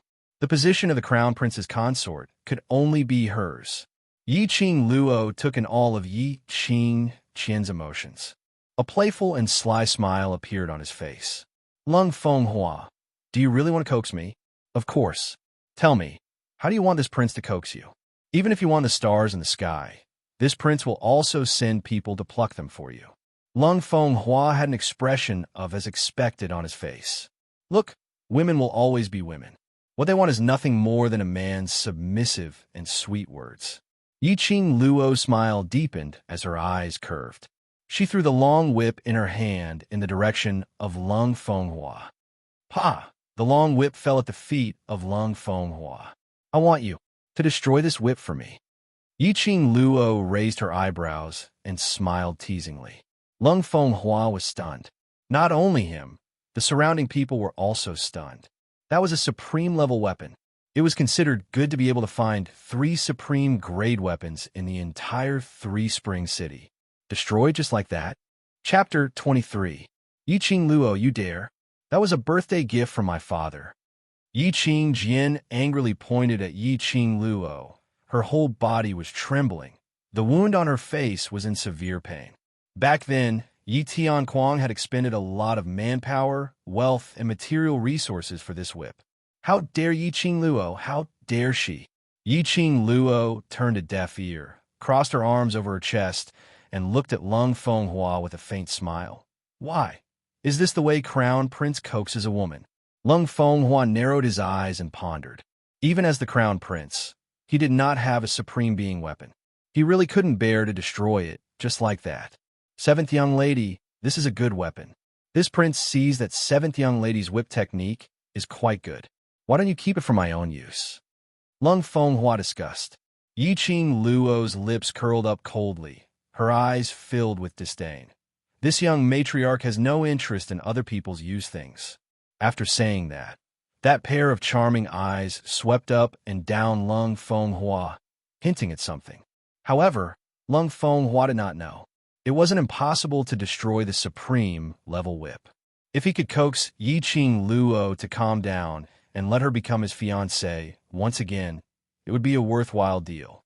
He had heard that Yi-Ching Luo was a person who possessed an extremely strong, profound jade heart. A waist suddenly changed so much.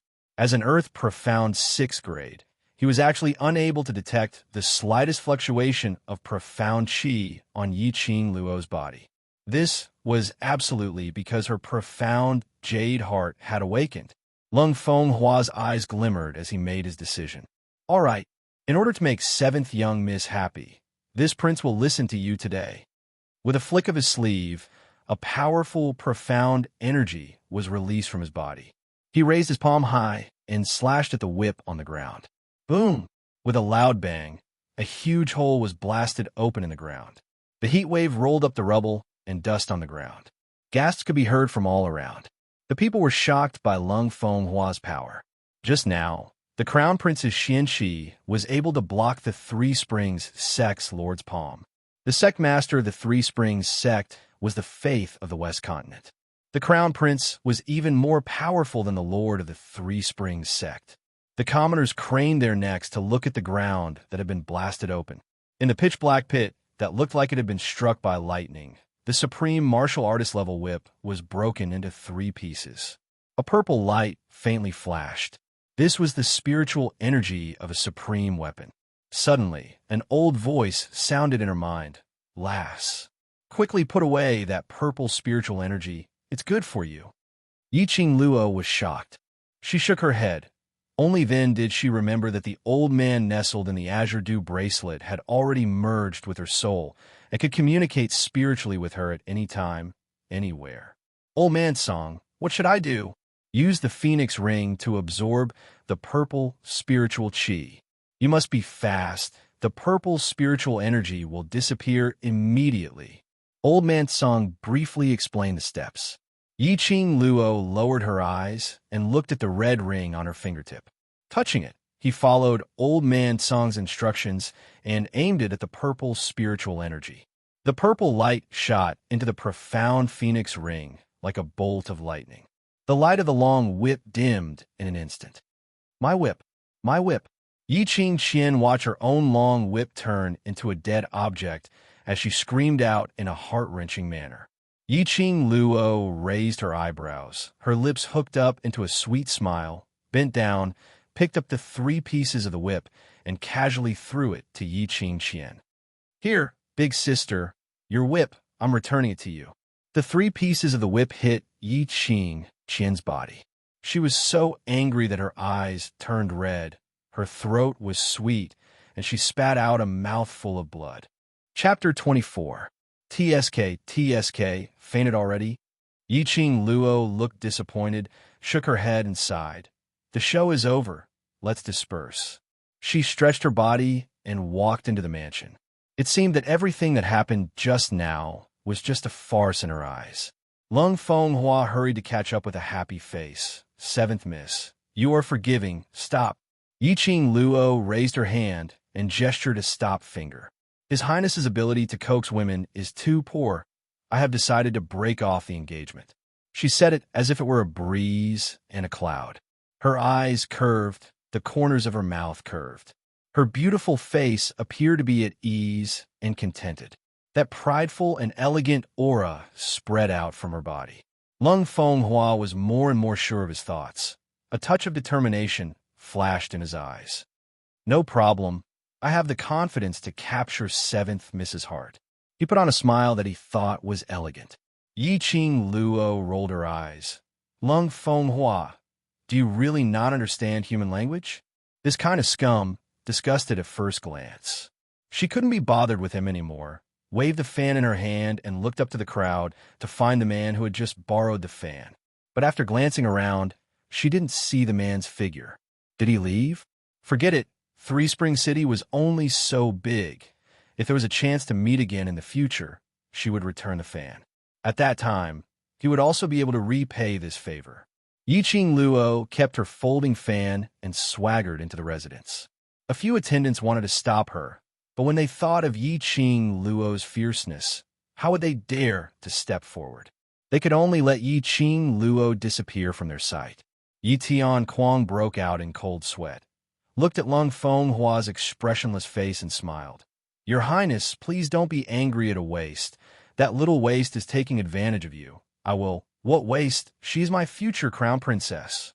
Lung Fenghua's eyes were malicious, coldly glancing at Yitian Kuang, very unhappy. Yitian Kuang shrunk his head and nodded repeatedly. Yes, yes. Stepping into the mansion, she followed her memory back to her courtyard. This was the most remote courtyard in the Three Springs Manor.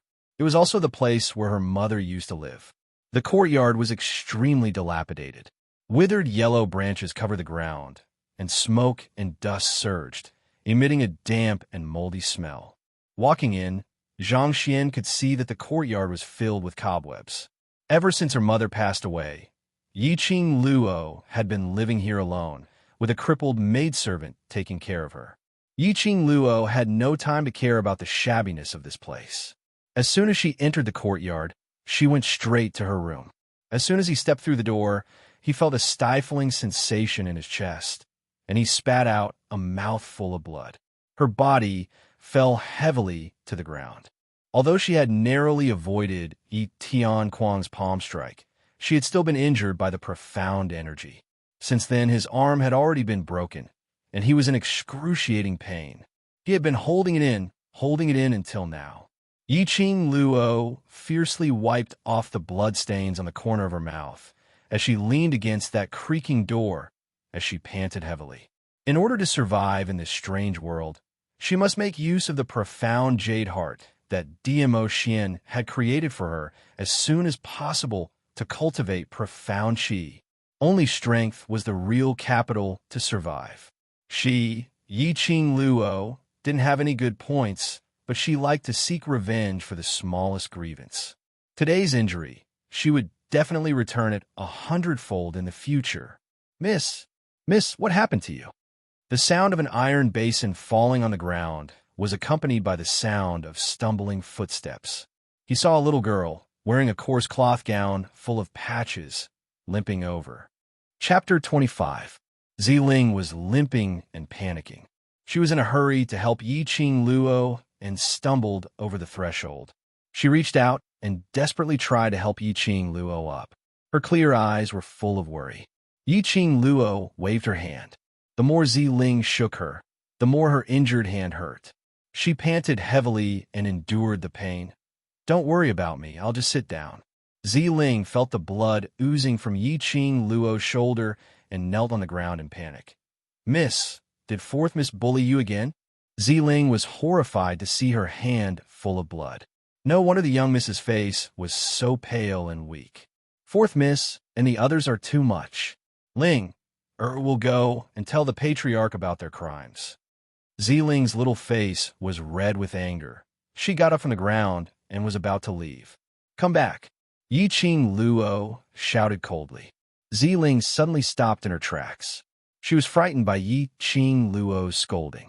She had never heard her young miss speak in such a cold voice.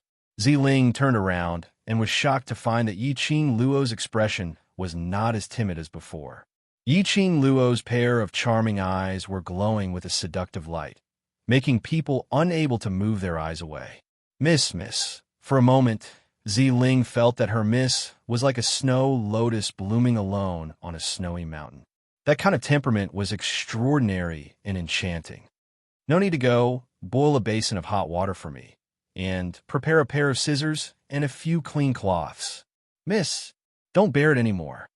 Ziling looked at Yiqing Luo with distress, her little fist clenched tightly. You are the Yi family's daughter, the young matriarch of Three Springs sect. How can you let other misses bully you? Yiqing Luo slowly held on her injured shoulder as she gave a self-deprecating sneer. This injury of mine is caused by that so-called sovereign. Ziling's eyes widened in disbelief. Yi family's daughter, Three Springs sect's young matriarch. These belong to me. I will take them back little by little. Yiqing Luo's smile gradually became cold. A pair of charming eyes flashed with a murderous chill, making people shudder. Ziling's breath stagnated, and her hair stood on end. Ling will prepare hot water and scissors for Miss. As she spoke, she picked up the overturned iron basin on the ground and limped towards the kitchen. Yiqing Luo regained some strength and climbed onto the bed. Ziling boiled some water and brought over a pair of scissors and a clean cloth. With Ziling's help, Yiqing Luo unbuttoned her shirt, revealing half of her shoulder. He saw a hideous wound extending from his shoulder to his arm, and fresh blood gushed out. Ziling screamed in fright, her hands shaking. Looking at that terrifying wound on her shoulder, Yiqing Luo's gaze turned chilly. Yi Tianquang was truly determined to take her life. Since he hated her so much, why hadn't he promoted second foreign to first foreign after so many years of her mother's death? Not only did she retain her identity as the daughter of the first wife, but she also retained her identity as the successor of the Three Springs sect. How strange. Yiqing Luo withdrew all her thoughts. Scissors. Ziling handed over the red-hot scissors in a daze. Yiqing Luo clenched her teeth as she endured the pain and nimbly dealt with her wound. After the wound was bandaged, Yiqing Luo lay on the bed, covered in cold sweat. "Miss, would you like some porridge?" Ziling picked up a black thing and brought it to Yiqing Luo's lips. A strange smell was extremely pungent. Yiqing Luo frowned. "What is this?" Chapter 26. It's not the rice. Yiqing Luo propped herself up and took the bowl of porridge. She poked her finger into the rice porridge. She dipped a little and put under her nose. "Miss, this porridge." Yiqing Luo's eyes were suddenly filled with an eerie chill. She handed the bowl back to Ziling, took out a piece of cloth, and wiped her fingers. "Whoever gave the rice, this bowl of porridge will be given to them." Ziling's hand trembled as she held the bowl. "Miss, you mean someone?" She didn't even dare to continue thinking about it. Her little face turned pale, and she knelt on the ground. "It's Ling Er's fault." Ling didn't even notice that the porridge was poisoned. "If you really think you're wrong, then do as I say." Yiqing Luo lazily narrowed her eyes. But Ling... Ziling bit her lower lip. "Ling doesn't dare." The person who gave her the rice was Aunt Zhang from the kitchen. Aunt Zhang was from the second household. Relying on the second madam's favor, she was regarded as the head of the maids in the residence. With a wave of her arm, many maids and attendants responded. How could she feed this bowl of poisoned porridge to Aunt Zhang? "I don't need useless people by my side." Yiqing Luo lazily lifted her eyelids. The corner of her mouth hooked up in a mocking arc. "If you can't even do such a simple thing, you can leave." Ziling trembled and wanted to open her mouth to plead. But when she met Yiqing Luo's eyes, all the words were stuck in her throat, unable to spit out. She trembled and lowered her head. Her scalp was numb, and squeezed out a word from between her teeth. "Yes." Ziling held the porridge in her hand and turned to leave the room. Just at the door, Yiqing Luo suddenly said, "Ziling, don't think I'm cruel. Since she has the guts to poison me, she has to bear the consequences. If she doesn't die, sooner or later, the one who dies will be me." Ziling's back stiffened. After a long while, she turned around. Her eyes were full of tears, and her voice was firm. "Miss, don't worry. I will definitely complete the task." After that, she ran out of the room. Yiqing Luo retracted her vision as a sliver of exhaustion surfaced between her brows. "Old man Song, is there any way for me to cultivate profound energy right away?" She closed her eyes and connected her spiritual sense to the azure dew bracelet. Old man Song said unhurriedly, "It's not that there isn't a way, but it's a bit troublesome. Speak." Right now, she had an incomparable thirst for power. As long as there was a way, it wouldn't matter even if it was a little troublesome. "This body of yours is very strange." Old man Song furrowed his brows. "Your meridians seem to have been sealed by some kind of power, causing your meridians to be blocked. You're unable to cultivate profound energy." Seal, this old man is also unable to detect the source of that power. If you want to cultivate profound chi, you can only refine a high-grade marrow cleansing pill to change your physique. On this point, Old Man Song also couldn't give an answer. High-grade marrow cleansing pill? Yiqing Luo's lips twitched. "It's easy for you to say, you're so powerful, why don't you do it?" What a joke. In his memory, only a Grandmaster Apothecary could refine a high-grade marrow cleansing pill, and the success rate was less than 50%. Apothecary, there were 8 levels. The most common ones were medicine slave, medicine apprentice, medicine master, and grandmaster apothecary. After that, there were medicine grandmasters and even medicine sovereigns. Looking at the entire Nirvana continent, there were probably less than 10. Not to mention the mythical level of medicine immortals and medicine deities. She had never come into contact with alchemy. She couldn't even be considered a medicine slave. How could she refine a high-grade marrow cleansing pill? Chapter 27. Since I asked you to refine a top-grade marrow cleansing pill, I naturally have full confidence. Yiqing Luo's eyes lit up. Really? You have a way to quickly promote me to a grandmaster?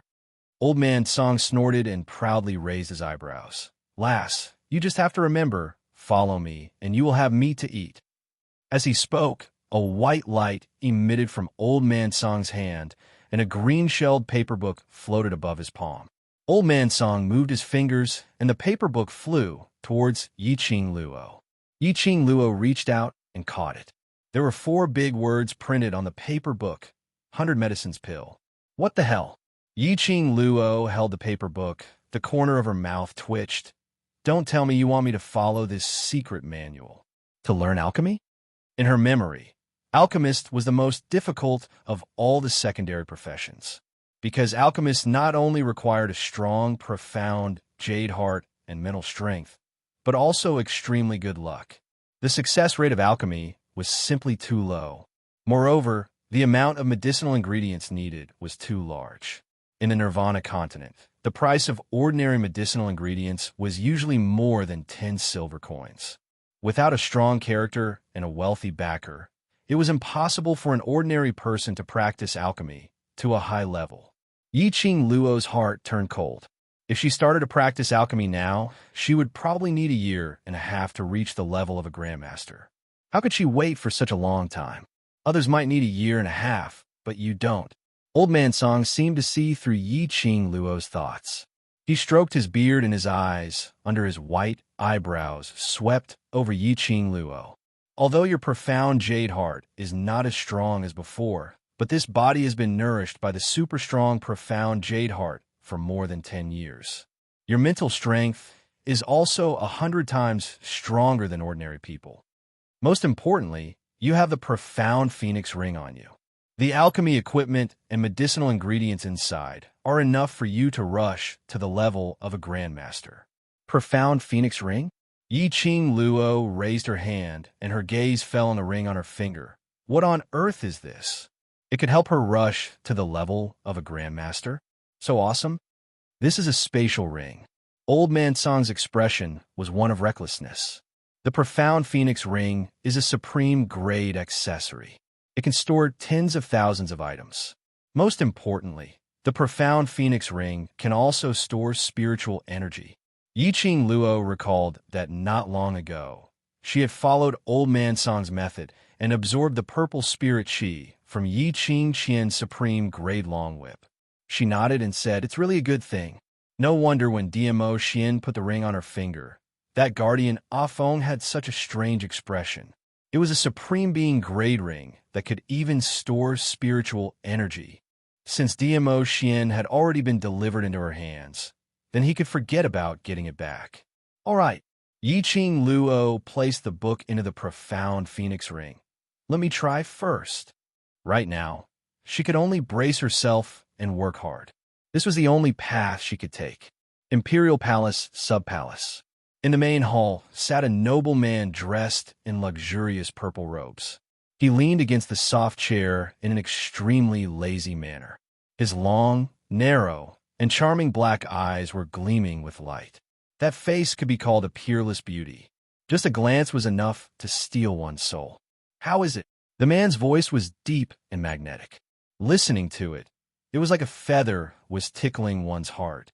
In the main hall, a young man dressed in black knelt on the ground. Just as the Overlord expected, that 7th misty is not easy to deal with. He told the man in detail about Yiqing Luo's actions today. Hearing this, the man's long, curly eyelashes trembled slightly, and a faint smile flashed across his face. In his mind, Yiqing Luo's cold little face appeared. The smile on his face deepened. His slender fingers lightly clasped on the chair. After a while, the man laughed softly. Ah Feng continued to follow her. I want to know every move she makes. Chapter 28. Yi Qing Luo withdrew her divine sense from the profound phoenix ring. At this moment, she fully understood why Old Man Song was so sure that with the profound phoenix ring and her innate talent, she would be able to rush to become a grandmaster apothecary in a short time. No wonder it was a supreme grade interspatial ring. The profound phoenix ring was neatly categorized according to the categories. The medicinal material area had its own medicinal material area. The weapons area had its own weapons area. The accessories area had its own accessories area. All in all, it had everything. Furthermore, every single item was definitely not an ordinary item. Yi Qing Luo sighed in her heart. How rich was Mo Xian to be able to collect so many precious items. And he was so rich that he gave it to her just like that. With these items, it was only a matter of time before she unlocked the seal on her meridians. After a day of torment, her soul was also merging with this body. Yi Qing Luo was already exhausted. She avoided her injured arm, turned over, and closed her eyes. When he flipped over, his arm moved along with him, as if he had touched something. It was hard and burned. Yi Qing Luo frowned slightly and opened her eyes. Yi Qing Luo used her hand to feel the burned area. There was a bulge under the thin bedding. What was it? Yi Qing Luo's expression froze as she propped herself up and lifted the bedding. This bed looked shabby, but the material was really good. After the bedding was lifted, the wooden board was incomparably smooth. Only on the pillow, there was a bulge mark. Yi Qing Luo used her hand to dig for a while, and the bulge was lifted. It was a small secret compartment that could allow one hand to reach in. The secret compartment was pitch black, and she couldn't see what was in it. Yi Qing Luo casually pulled out a wooden hairpin from her head and poked it in the secret compartment. It hit something and made a crisp sound. She reached out her hand and took out a square red brocade box. What is this? Yi Qing Luo frowned in confusion. There is such a thing hidden in this abandoned courtyard. Could it be Mother hid it? Yi Qing Luo wiped off the dust on the brocade box, and her fingertips brushed over the small lock on the box. Her fingers flicked the lock, and the sound was very crisp. How could a small lock stop her? Yi Qing Luo got off the bed and tried not to move her right arm as she walked towards the dressing table. The dressing table was extremely simple and crude, with only wooden hairpins and some small handmade ornaments. Yi Qing Luo searched for a while and found it. A thin and long silver needle was the most convenient for opening those small and exquisite locks. Without much effort, Yi Qing Luo easily opened the brocade box. There were 2 envelopes in the brocade box. On the envelope, there were a few words written in beautiful handwriting for my child. It was a letter from his mother. This secret compartment was indeed made by Nyang Qin. Why did Nyang Qin hide 2 letters here? Yi Qing Luo's mind was filled with questions. Yi Qing Luo took out the 2 letters and was about to open them when her fingers suddenly stiffened. His sensitive ears twitched. He heard footsteps outside the door. Yi Qing Luo swiftly stuffed the letter into the brocade box and placed it into the profound phoenix ring. Before she could lie down on the bed, the door to her room was kicked open. Not dead yet. The newcomer was a young man dressed in a green robe. There was a jade pendant around his waist. The material wasn't too good, but it was definitely not bad either. The young man's facial features were delicate and elegant, with a bit of scholarly air. That childish, handsome face was full of deliberately disguised disgust. Seeing the young man's face, Yi Qing Luo's vigilant expression eased slightly. Chapter 29. Yi Fengyu, Yi Qing Luo's younger brother, the only legitimate son of the Yi family. His treatment in the Yi family was the complete opposite of Yi Qing Luo's. Yi Fengyu inherited the innate talent of the Yi family. His profound jade heart level was considered high, and his profound grade was above profound. He could be considered as the pride of the Yi family. After his mother passed away, Yi Tianquang let Yi Fengyu move to an independent courtyard. Although it couldn't be compared to the other young masters and ladies, it was better than Yi Qing Luo. But Yi Qing Luo's younger brother had always despised her since she was young. But every time Yi Fengyu came back from the academy, he would come to the abandoned courtyard and stay for half a cup of tea. Although he would say some sarcastic words every single time, but Yi Qing Luo could feel this lad's concern toward her from those words. "You also know you are my sister?" Yi Fengyu snorted coldly, seeing Yi Qing Luo holding on her injured arm as she moved towards the bedside. His brows creased tightly.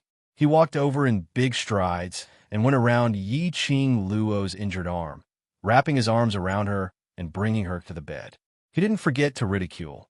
"Why didn't you think of waiting for me to come back when you were showing off? Why didn't you think of your younger brother?" Yi Qing Luo was forcibly pressed on the bed. Yi Fengyu pulled the thin quilt over and covered Yi Qing Luo. His eyes were filled with grief and indignation. "Who do you think you are? How dare you break off the engagement with the crown prince?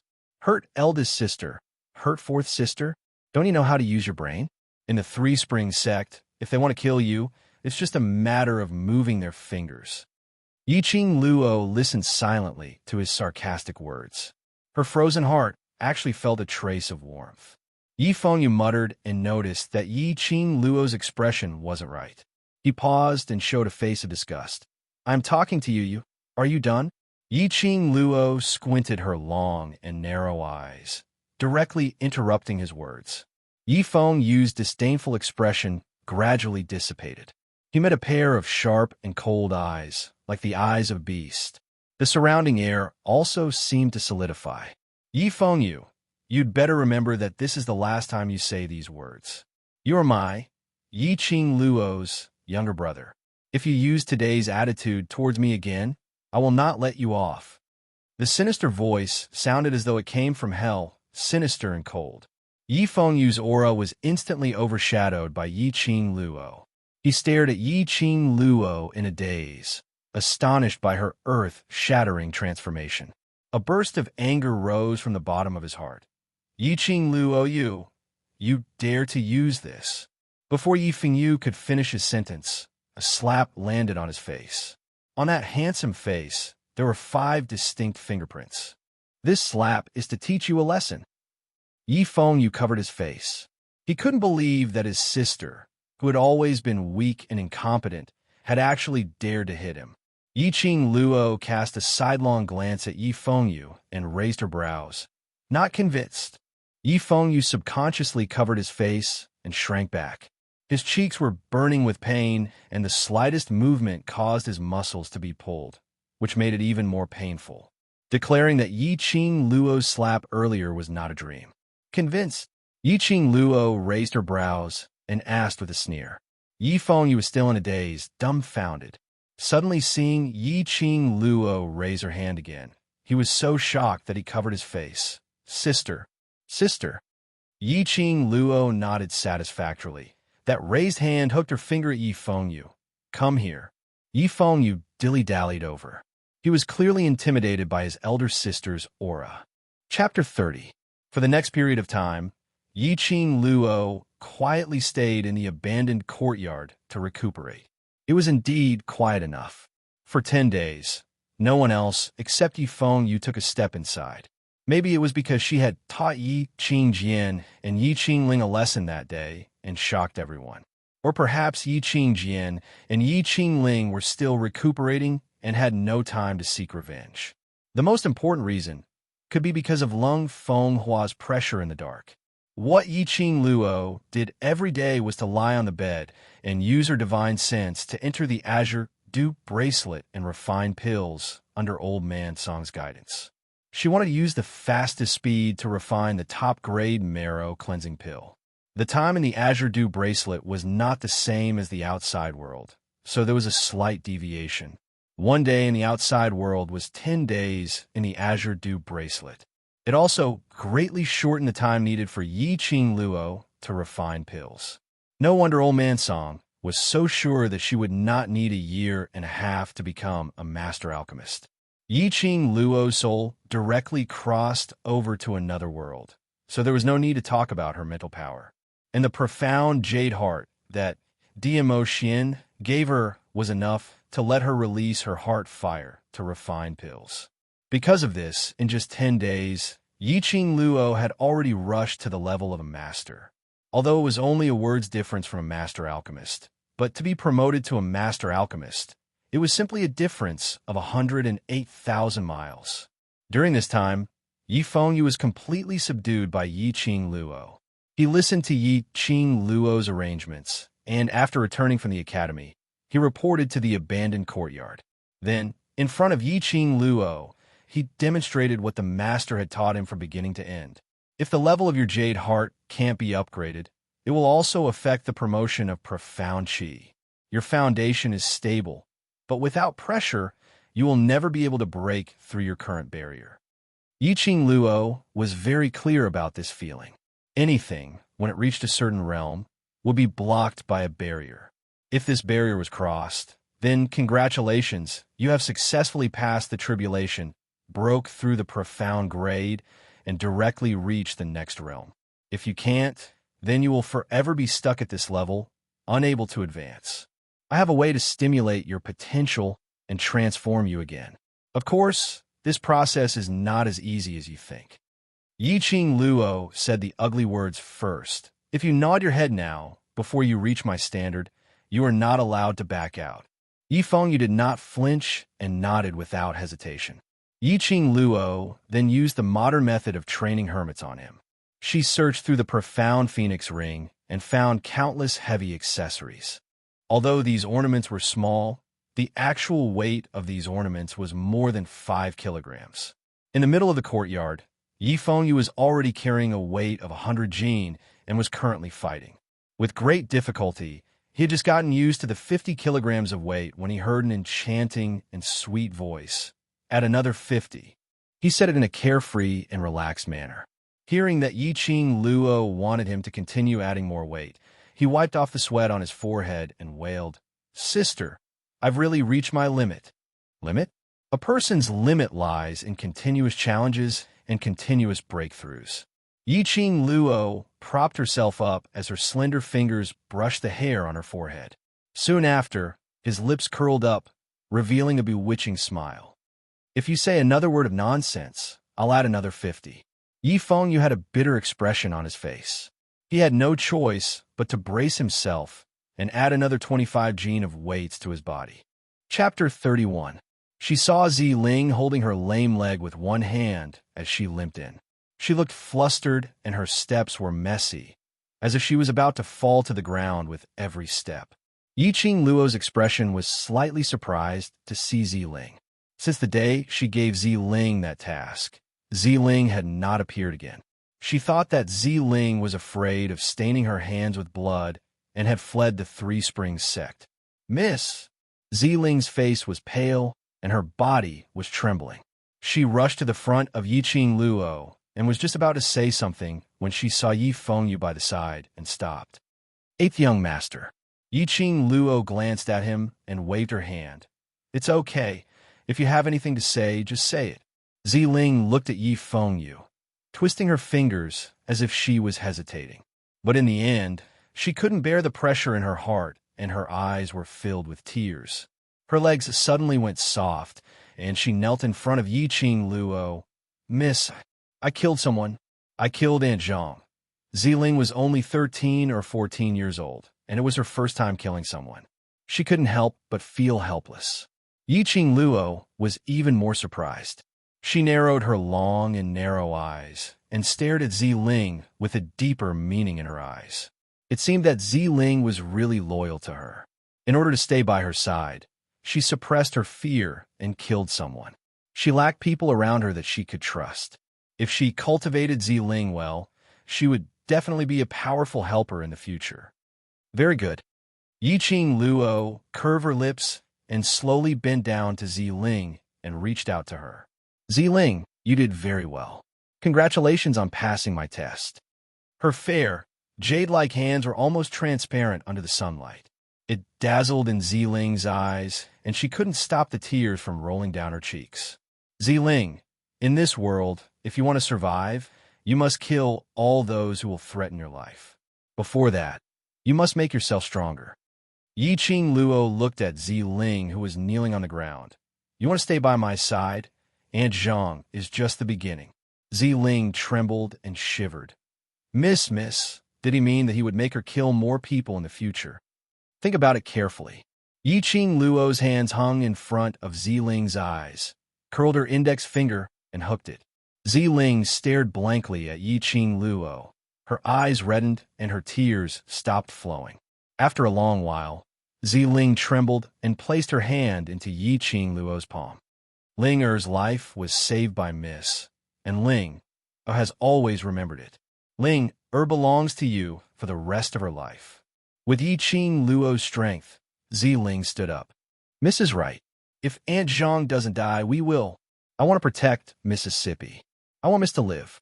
This was a strange world where the strong preyed on the weak. In the past, they had endured it countless times, yet they had suffered humiliation and almost lost their lives. If they kept retreating, it would only make the other party more arrogant and take over everything they had. Yiqing Luo tightened her grip as her eyes shot out an arrogant radiance. You must remember, repaying evil with good is our principle, but seeking revenge for the smallest grievance is our way of life. She, Yiqing Luo, would eventually stand at the peak of the strong.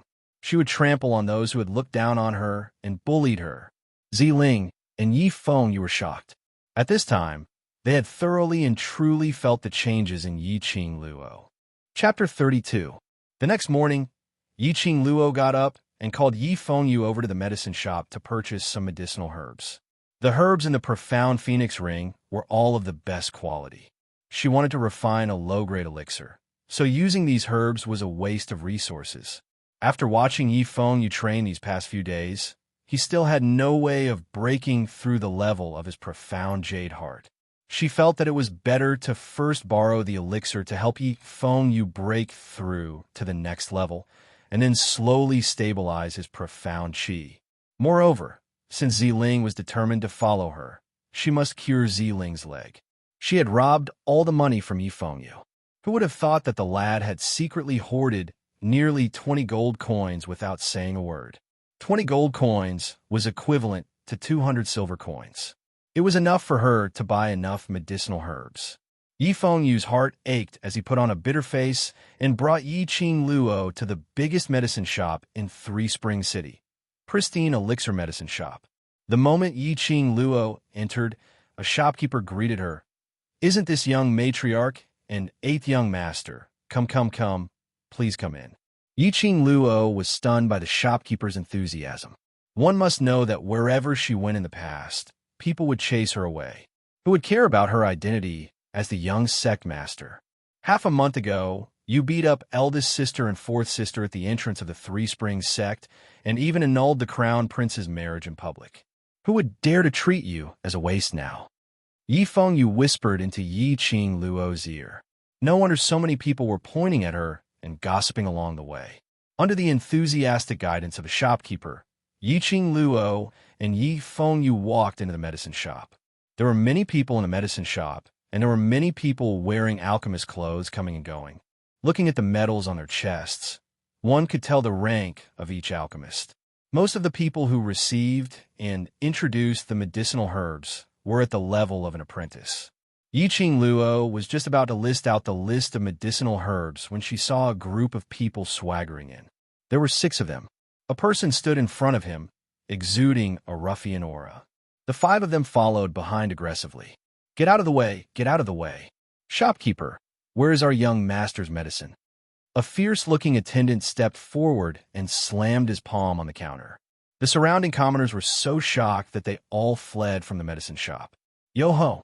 Enemies were bound to meet on a narrow road. He was an acquaintance. Yiqing Luo's brows rose as she swept a glance at that man who was filled with a ruffian aura. Noticing her gaze, he looked over. Instantly, his expression changed greatly, and his eyes became ruthless. Elder sister, it's the Yuchi family's 4th young master. Why is he looking at you with such a strange expression? Yi Fengyu also noticed it as he took a step forward and blocked Yiqing Luo's way. It was just a casual action, but it showed how much he cared about Yiqing Luo. Yiqing Luo's eyes were filled with smiles, revealing some warmth, It's all right, just watch. This Yuchi fourth young master has a reputation of being a playboy, and his character is corrupt. It's best if we don't get involved with him. Yuchi said as he pulled Yi Qing Luo's hand, wanting to leave. Yi Qing Luo burst into laughter. Right now, she was afraid that it wasn't up to her whether she was willing or not to be involved with Yuchiya. But Yuchiya wouldn't easily let go of this opportunity. Sure enough, a servant came over and shouted fiercely, "Seventh miss of the night, my young master invites you." Yi Fengyu immediately shoved Yi Qing Luo behind him, his eyes suddenly filled with a gloomy chill. "Get lost. Don't refuse a toast only to drink a forfeit." That servant's face was flushed red as he raised his fist and ruthlessly struck towards Yi Fengyu. Chapter 33.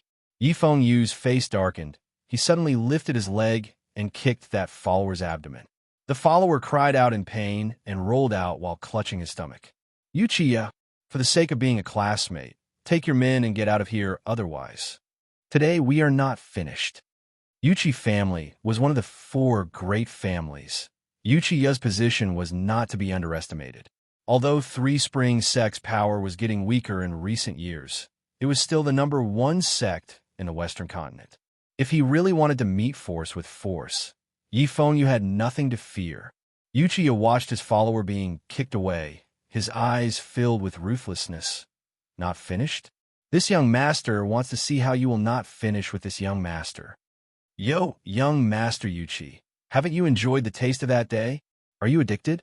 Yi Qing Luo pushed aside Yi Fengyu, who was standing in front of her, and leisurely walked forward. Mentioning that day, Yuchiya's face, in a split second, became overcast. "Yi Qing Luo, you are courting death." Yi Qing Luo sneered. "If I am courting death, then you are courting." That day at Heavenly Fortune Inn, she had fed the 4 men and locked them in a room. Presumably, that day would be unforgettable for Yuchiya. Sure enough, mentioning this word, Yuchiya's face flushed red, blue veins bulging on his forehead.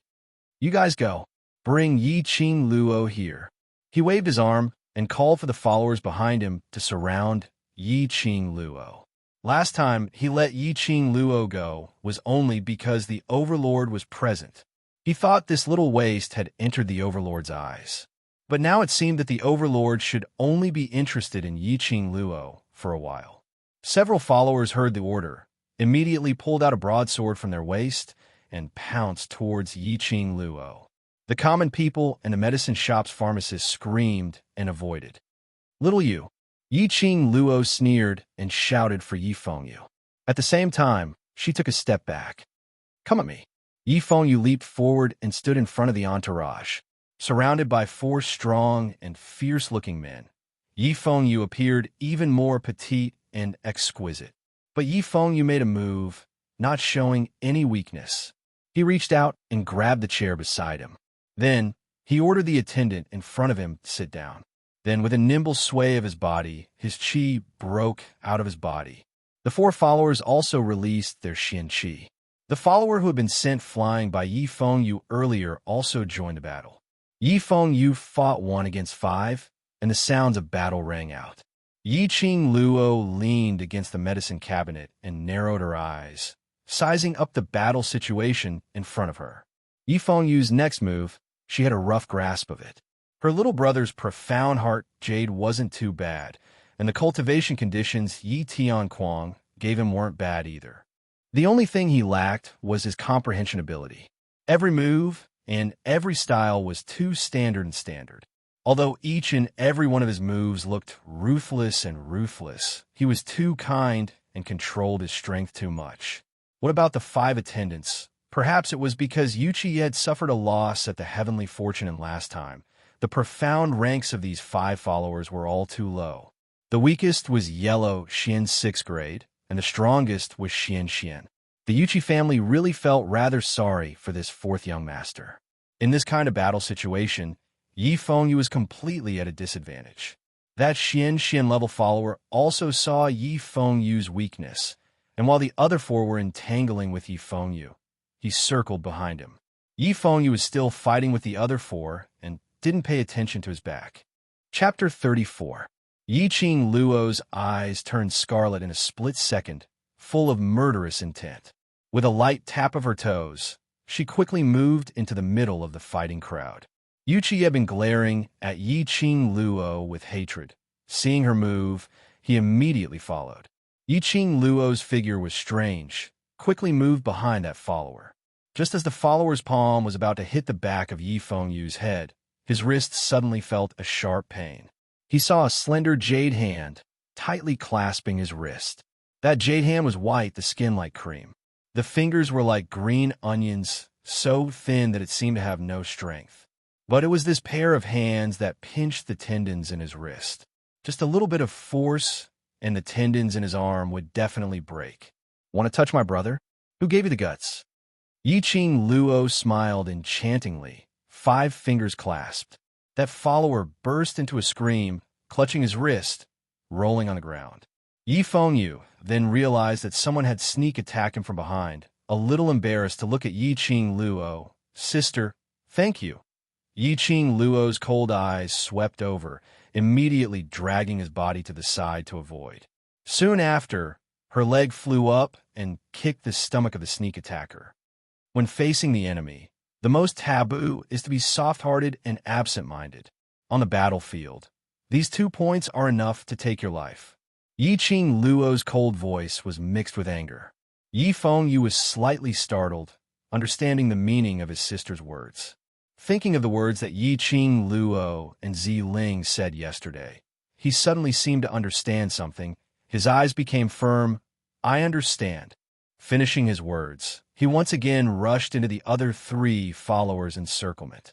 These people were not worthy of his sympathy, nor were they worthy of his soft-heartedness.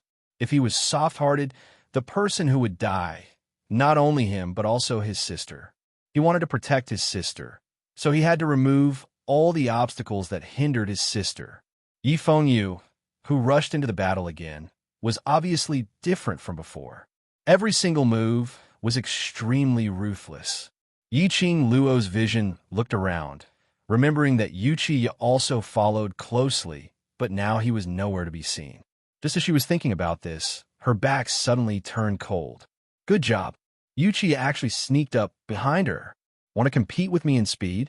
Yi-Ching Luo's sensitive ears twitched as she confirmed Yuchiya's position. With a backhand punch, she ruthlessly struck towards her back. That punch landed on thin air. In any case, Yuchi still had some ability. When he sensed that Yi-Ching Luo had turned around and brandished her fist, he gave up on his attack and rolled on the ground to avoid that punch. Yi-Ching Luo's body did not have a trace of profound qi fluctuation. But the example of the follower using blood told her that if she was punched by Yi-Ching Luo, she would not be able to stand up. After dodging, Yuchi seized the opportunity and formed a seal with both hands, releasing profound energy from the center of his palm. In a split second, the entire medicine shop was shaking. A sharp longsword materialized in Yuchiya's hand.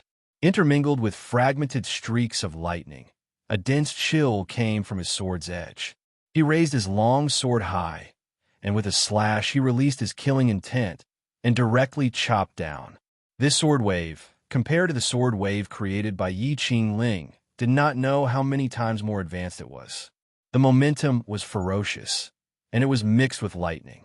Yi-Ching Luo's lips curled up slightly as she welcomed that sword wave without any fear. He took out the folding fan from his sleeve and twirled it around his fingertips. Chapter 35. Just as Yi-Ching Luo was about to dodge, she felt that powerful qi wave actually bypassed her and smashed next to Yuchiya's feet with a loud bang. It just so happened to block the sword wave that Yuchiya set off. Who is it? Yuchiya's attack didn't land, and he roared in uncontrollable rage. Yi-Ching Luo also looked in the direction of the profound qi attack. She saw a man dressed in white, waving a folding fan as he entered pristine elixir medicine hall, neither too fast nor too slow. His white clothes fluttered, elegant and noble, the corners of his mouth slightly raised. That was an extremely conceited smile. If this smile was on someone else, perhaps it would be a joke. But on him, it felt so smooth and natural. Yiqing Luo narrowed her charming eyes as she pondered whether the other was a friend or foe. Yuchi already spoke first. Isn't this second young Master Mu? I haven't seen you for a few days, and you even dare to meddle in this young master's business? Second young Master Mu? Yiqing Luo searched for this name in her memory. She actually had a bit of an impression. Second young Master Mu Zifei was the second young master of the Mu family, a profound practitioner aristocratic family. The Mu family had an extremely strange custom. For generations, they would only marry one person as a wife. Because of this, the Mu family also only had 2 sons. After all, second young Master Mu came from a profound practitioner aristocratic family and was also a rare profound qi genius. Mu Zifei unfolded his folding fan and lightly waved it. Fourth young Master Yuchi, you're causing trouble in my pristine elixir medicine hall. How can this be considered as other people's business? If I don't stop you and something really happens, our faces won't be good. This young master's target today is only that little slut. Give her to me, and this young master will immediately leave with my people. Yuchi put away his long sword. Once you enter our pristine elixir medicine hall, you're our customer. If I hand over pristine elixir medicine hall's customer to you today, how will the common people view pristine elixir medicine hall? Mu Zifei raised his fan and waved it. Yuchi's face suddenly sunk. So you're saying that you want to oppose this young master for that trash? I don't dare oppose you. What I'm doing is only to protect the safety of the medicine hall's customers. If fourth young Master Yuchi insists on causing trouble in my pristine elixir medicine hall, then I can only offend you. Finished speaking, Mu Zifei no longer paid attention to Yuchiya. Walking straight towards Yiqing Luo, that handsome face revealed a sincere smile. Seventh miss, I'm really sorry to have startled you. Yiqing Luo nodded indifferently. In his heart, he had some appreciation towards Mu Zifei. I'm Pristine Elixir Medicine Hall's second young master, Mu Zifei. In order to make up for my apology, whatever medicinal ingredients you want to buy today, put it all on my tab. Soon after, Mu Zifei called the shopkeeper over and took out a jade pendant from his waist. Bring seventh young miss to the back room to choose medicinal ingredients. The shopkeeper took the jade pendant and respectfully made a pleased gesture. Seventh miss, please come with me. Yiqing Luo didn't stand on ceremony, as she pulled him along and followed the shopkeeper to the back room. Seeing that Yiqing Luo wanted to leave, how would Yuchi be willing to let her go? He immediately raised his sword high and unleashed his stellar energy. However, Yuchi had just gathered his profound energy when Mu Zifei, who was still 10 steps away, suddenly appeared in front of him. He fiercely sent out a palm, hacking onto Yuchi's chest. Yuchi screamed miserably and fell to the ground, spitting out a mouthful of blood. Yiqing Luo's leg, which was just about to step into the back room, suddenly stopped. She looked at Mu Zifei with great interest, incomparably admiring his neat and tidy movements. Chapter 36. Sister, you can't be. Yifeng Yu's expression congealed as he looked at the center of the medicine shop with slight worry. He saw Yuchi slap the ground with his palm and leap up. His long sword turned and met Mu Zifei head-on. Mu Zifei was unruffled as he withdrew his folding fan into his sleeve. Replacing it was a blood-red longsword. The sword and sword collided, and profound qi violently surged out. The sword light was resplendent, and the sword qi was awe-inspiring. It carried an extremely strong and majestic qi wave as it exploded with a loud bang. Was this a battle between the strong? Yifeng Yu's heart thumped. Do you feel that you are clearly on par with their profound grades, yet you are unable to display their imposing manner? Yiqing Luo saw through Yifeng Yu's thoughts in one glance. Yifeng Yu stared ahead in a daze. A certain place in his heart was gradually changing. You will also have this kind of imposing manner. Yiqing Luo hooked up a smile and stuffed the medicine list into his palm. Think carefully when you confronted those 3 attendants at the end. What was in your heart? Only you can understand the disparity between you and them. Yifeng Yu's eyes flashed as he vaguely grasped something. Yiqing Luo pushed Yifeng Yu towards the back room. Don't worry, sister. Go ahead. Yifeng picked up the medicine list as he was being pushed and glanced at it. He coughed fiercely, avoiding the shopkeeper who was leading the way. He lowered his voice and leaned close to Yiqing Luo's ear. "Sister, aren't you looting a burning house?" That medicine list was filled with a bunch of names of medicinal herbs. Added together, it was at least 10 gold coins. 10 gold coins, 10. 10. Ah. Yiqing Luo disapprovingly raised her eyebrows. She was very calm. Is the Mu family lacking in gold coins? Since second young master Mu proposed that all the medicinal herbs I bought today are free of charge, I'll take 1 copper coin's worth of medicinal herbs and 10 gold coins as well. What's wrong with that? Yifeng was speechless. In the end, he followed the shopkeeper into the back room, with a red face under Yiqing Luo's coercion. When Yiqing Luo returned to the medicine shop's main hall, she discovered that Yu Qi had already fought his way outside the medicine shop under Mu Zifei's lead. Yiqing Luo raised her eyebrows. She was somewhat interested in this second young master Mu. They would start fighting at the slightest disagreement, and they would never resort to words to settle things that could be settled with their fists. She admired such a decisive man. "Mu Zifei, what's your relationship with that trash?" Unexpectedly, for her, "You don't hesitate to oppose this young master?" Yu Qi was in an extremely sorry state. In terms of profound rank, he was above Mu Zifei. But in terms of control over profound energy and saber arts, Mu Zifei clearly had the upper hand. The hand gripping the sword was already numb from Mu Zifei's relentless advance and the collision of the sword and saber. It was somewhat unsteady on the sword. "I don't know Miss Seven, and I'm not doing this for her." The corner of Mu Zifei's mouth was still that smile that made people unable to be conceited. "Anyone who causes trouble in pristine elixir medicine hall is an enemy of my Mu family. Since fourth young master Yu Qi doesn't want to save face for both sides, then I don't need to show mercy." So it turns out that fourth young master Yu Qi's strength is so weak. Second young master Mu hasn't even used his full strength and is already unable to meet the challenge. A sweet and melodious voice leisurely came over. The tone was full of ridicule. Inside the medicine shop, a woman dressed in red like fire walked out. Dark blood red patterns outlined the outline of an enchanting flower at the hem of her skirt. Her fine black hair scattered over her shoulders. Her slender and thin eyebrows curved. Her bewitching and seductive eyes revealed a somewhat cold, flowing light. Chapter 37. Yiqing Luo. Once he saw Yiqing Luo walking over, Yu Qi's eyes turned scarlet red, filled with hatred. His fingers, which were gripping the long sword tightly, tightened one by one. "Seventh young lady, just leave him to me." Mu Zifei smiled as he looked towards Yiqing Luo. "After all, fourth young master Yu Qi messed up the medicine hall because of me. If I were to stand by the side and watch, it wouldn't be justifiable." Yiqing Luo's lips curled up slightly as she smiled lightly.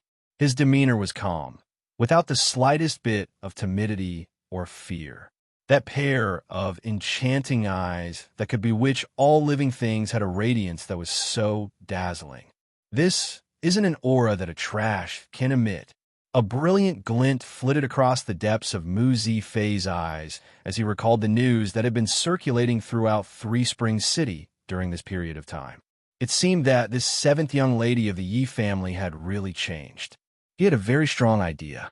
The Three Springs sect would most likely undergo an earth-shaking change. Suddenly, a slender, white hand rested on Mu Zifei's shoulder. He was startled when he heard the woman's low voice. That orchid-like fragrance seeped into his nose. Mu Zifei was dazed for a split second. Yu Qi family's helpers are here. Yiqing Luo's eyes sunk slightly. Pristine elixir medicine hall doesn't have any hired thugs. As soon as she walked out of the medicine shop, she keenly heard the commoners discussing. The Yu Qi family had gathered 20 to 30 people and were rushing over here. He glanced at the attendant lying on the ground in the hall. Sure enough, one had run away. 20 to 30 people. There were probably many experts from the Yu Qi family among them. She did not have any Xian Qi, and this body could not display even 1/10 of her skills in her previous life. joining hands with Mu Zi Fei to deal with 20 to 30 people. I'm afraid he was going to die here. Mu Zi Fei's complexion changed. Pristine Elixir Medicine Hall is opened by the Mu clan.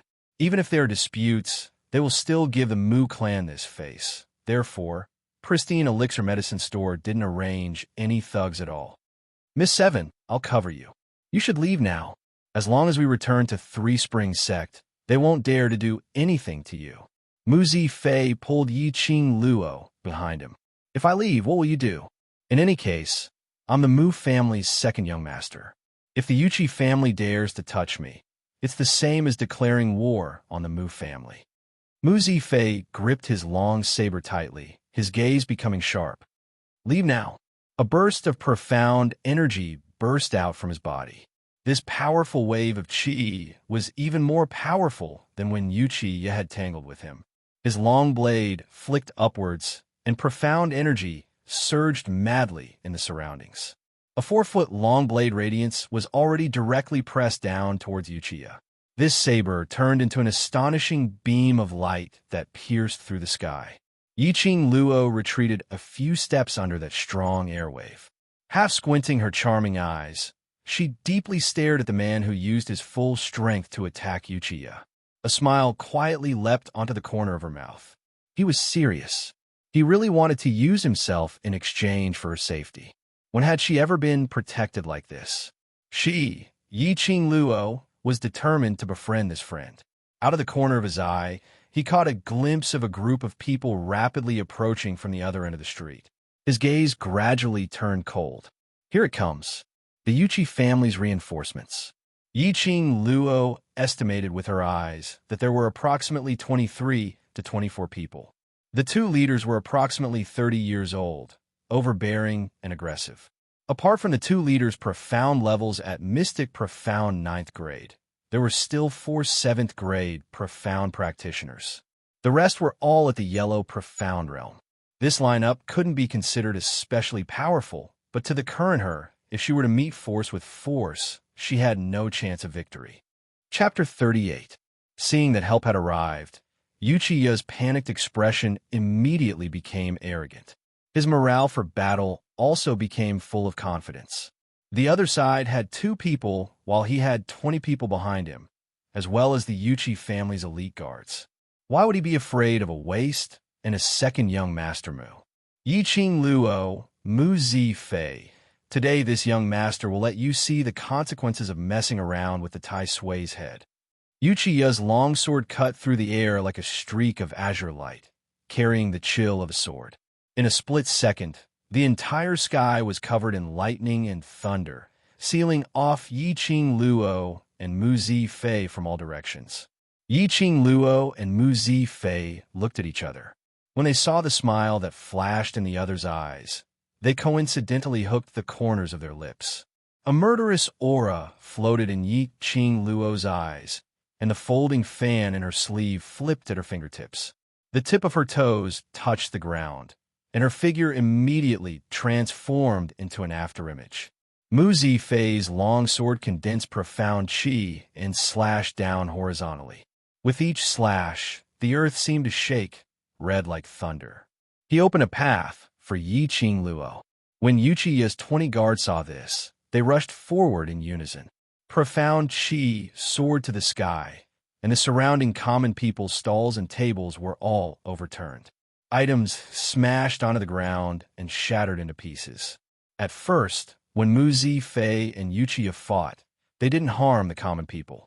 These 20 people moved together, and immediately the entire street was filled with screams and clamor. The folding fan in Yiqing Luo's hand was like a sharp blade, spinning at high speed at her fingertips. Her acuity was extremely high, her speed was extremely fast, and she also possessed the unique footwork she learned in her previous life. Several profound practitioners didn't even have time to make a move when they felt a chill on their necks, and they already fell to the ground. Quick, stop her! The 9th Mystic Profound grade middle-aged man shouted sternly. His palm moved and split open the blade, qi created by Mu Zi Fei. Immediately, he pulled out a sharp broadsword from his waist and chopped at Yiqing Luo. Yiqing Luo's brows raised, and she retreated a few steps with her toes. She dodged to the side and avoided the blade wave. With a boom, the middle-aged man's broadsword chopped out countless blade shadows where she was just standing. The ninth grade of the Mystic Profound Realm could already be ranked amongst the powerhouses of the West Wave continent. Naturally, his reaction was extremely fast. After slashing the air again, he immediately leapt up. The huge sword was incomparably vicious, aiming straight for Yiqing Luo's vital point. "Your opponent is me." Suddenly, Mu Zifei, who was surrounded and attacked by more than 10 guards, sent his saber chi flying. He released a big move and broke through the human wall. His white clothes fluttered in the wind. His long hair fluttered in the wind. His long blade crisscrossed. The profound chi released a resplendent blade light, fiercely colliding with the middle-aged man's blade. The two blade auras collided at the same time. Taking advantage of this opportunity, Yiqing Luo's footwork was strange, and in just a few steps, she had already passed through the middle-aged man's encirclement. Her goal was to directly take action against Yuchiya. There were only 2 of them, so they had to capture the ringleader first. As long as Yuchiya was restrained, who among those 20 or so people would still dare to move? This was also the stratagem that she saw in Mu Zifei's eyes when their eyes met. The cooperation between the two was so tacit. It was as if he had practiced this countless times. With just a few glances, he was able to understand the other party's thoughts. Under the protection of those 20 or so people, Yuchiya naturally relaxed his vigilance. He simply didn't expect that Yiqing Luo, a trash without the slightest bit of profound chi, would actually approach him under the eyes of 2 9th grade Mystic Profound Grade and 4 4th grade Mystic Profound Grade guards. Suddenly, Yuchiya suddenly felt a chill run down his spine. Chapter 39. Yuchiya immediately turned his head, then came face to face with Yiqing Luo's charming eyes. That country-toppling appearance revealed a cold smile, as if ridiculing his cowardice and incompetence. Then he saw Yiqing Luo raise a middle finger towards him. Although Yuchiya didn't understand that meaning, from Yiqing Luo's expression, he could see that it was absolutely looking down on him. Very clearly, Yiqing Luo was indeed looking down on him. This was provocation and contempt. Everyone attack. Yuchiya couldn't stand the provocation and immediately pointed at Yiqing Luo in an uncontrollable rage, commanding the surrounding guards. "As long as you capture this little trash alive, this young master will heavily reward you." His subordinates immediately rushed towards Yiqing Luo. Yuchiya quickly retreated, vigilantly retreating out of the battle. In his mind, he recalled Yiqing Luo's bloodthirsty, provocative smile, and his back involuntarily turned cold. Impossible! There were more than 20 guards in the surroundings, forming a defensive line in front of him. Even if Mu Zifei was there, he could at most block the Mystic Profound 9th grade middle-aged man. Once he was entangled by the middle-aged man, even if Mu Zifei wanted to free up his hands to help Yiqing Luo, he would probably be powerless. Want to make a move on him under the watchful eyes of everyone? Impossible. Numerous guards surrounded Yiqing Luo, but in the blink of an eye, they had already lost all traces of Yiqing Luo. What kind of sorcery did that witch use? Can a person really disappear into thin air? Protect 4th young master. Protect 4th young master. That Mystic Profound 9th grade guard who had always been protecting Yuchiya at his side sternly berated. He deeply furrowed his brows, his gaze sharply surveying the surroundings. Why? He couldn't feel the slightest profound chi fluctuation from Yiqing Luo's body. But her speed was unexpectedly fast to the point where he couldn't even catch her. The guards uniformly turned back and surrounded Yuchiya's direction. At this time, a powerful blade, chi, pressed forward. A white silhouette leapt into the crowd, long blade dancing, with a kind of ferocious, imposing manner, completely evading the surrounding guards. It was Mu Zifei. He didn't know when he broke away from that middle-aged man's entanglement and rushed towards Yuchiya. Another 9th rank protector immediately blocked in front of Yuchiya, colliding head-on with Mu Z phase attack. Yuchiya only took a small step back. Suddenly, a folding fan appeared on his neck. The icy cold air carried with it a sense of fear, as if one's life was being taken away. Uchiya's body instantly went taut. How could he still dare to move, even half a step?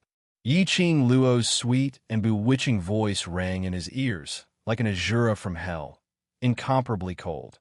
Fourth young master Yuchi, are you going to stop? Or die? It was obviously just a folding fan, but in Yiqing Luo's hands, Yuchi seemed to feel that it was a sharp blade, sticking to his neck. A chill ran down his spine, and a chill of fear welled up from the bottom of his heart. How did she avoid the defense of more than 20 people and get close to him in an instant? Her speed was so strange and shocking. You dare to kill me? This young master is Yuchi. Before he finished speaking, that folding fan had already approached Uchiya's blood vessels. A tingling sensation made Uchiya suck in a breath of cold air. Stop! All of you stop for this young master. He repeatedly screamed involuntarily. The surrounding 20 people all stopped what they were doing.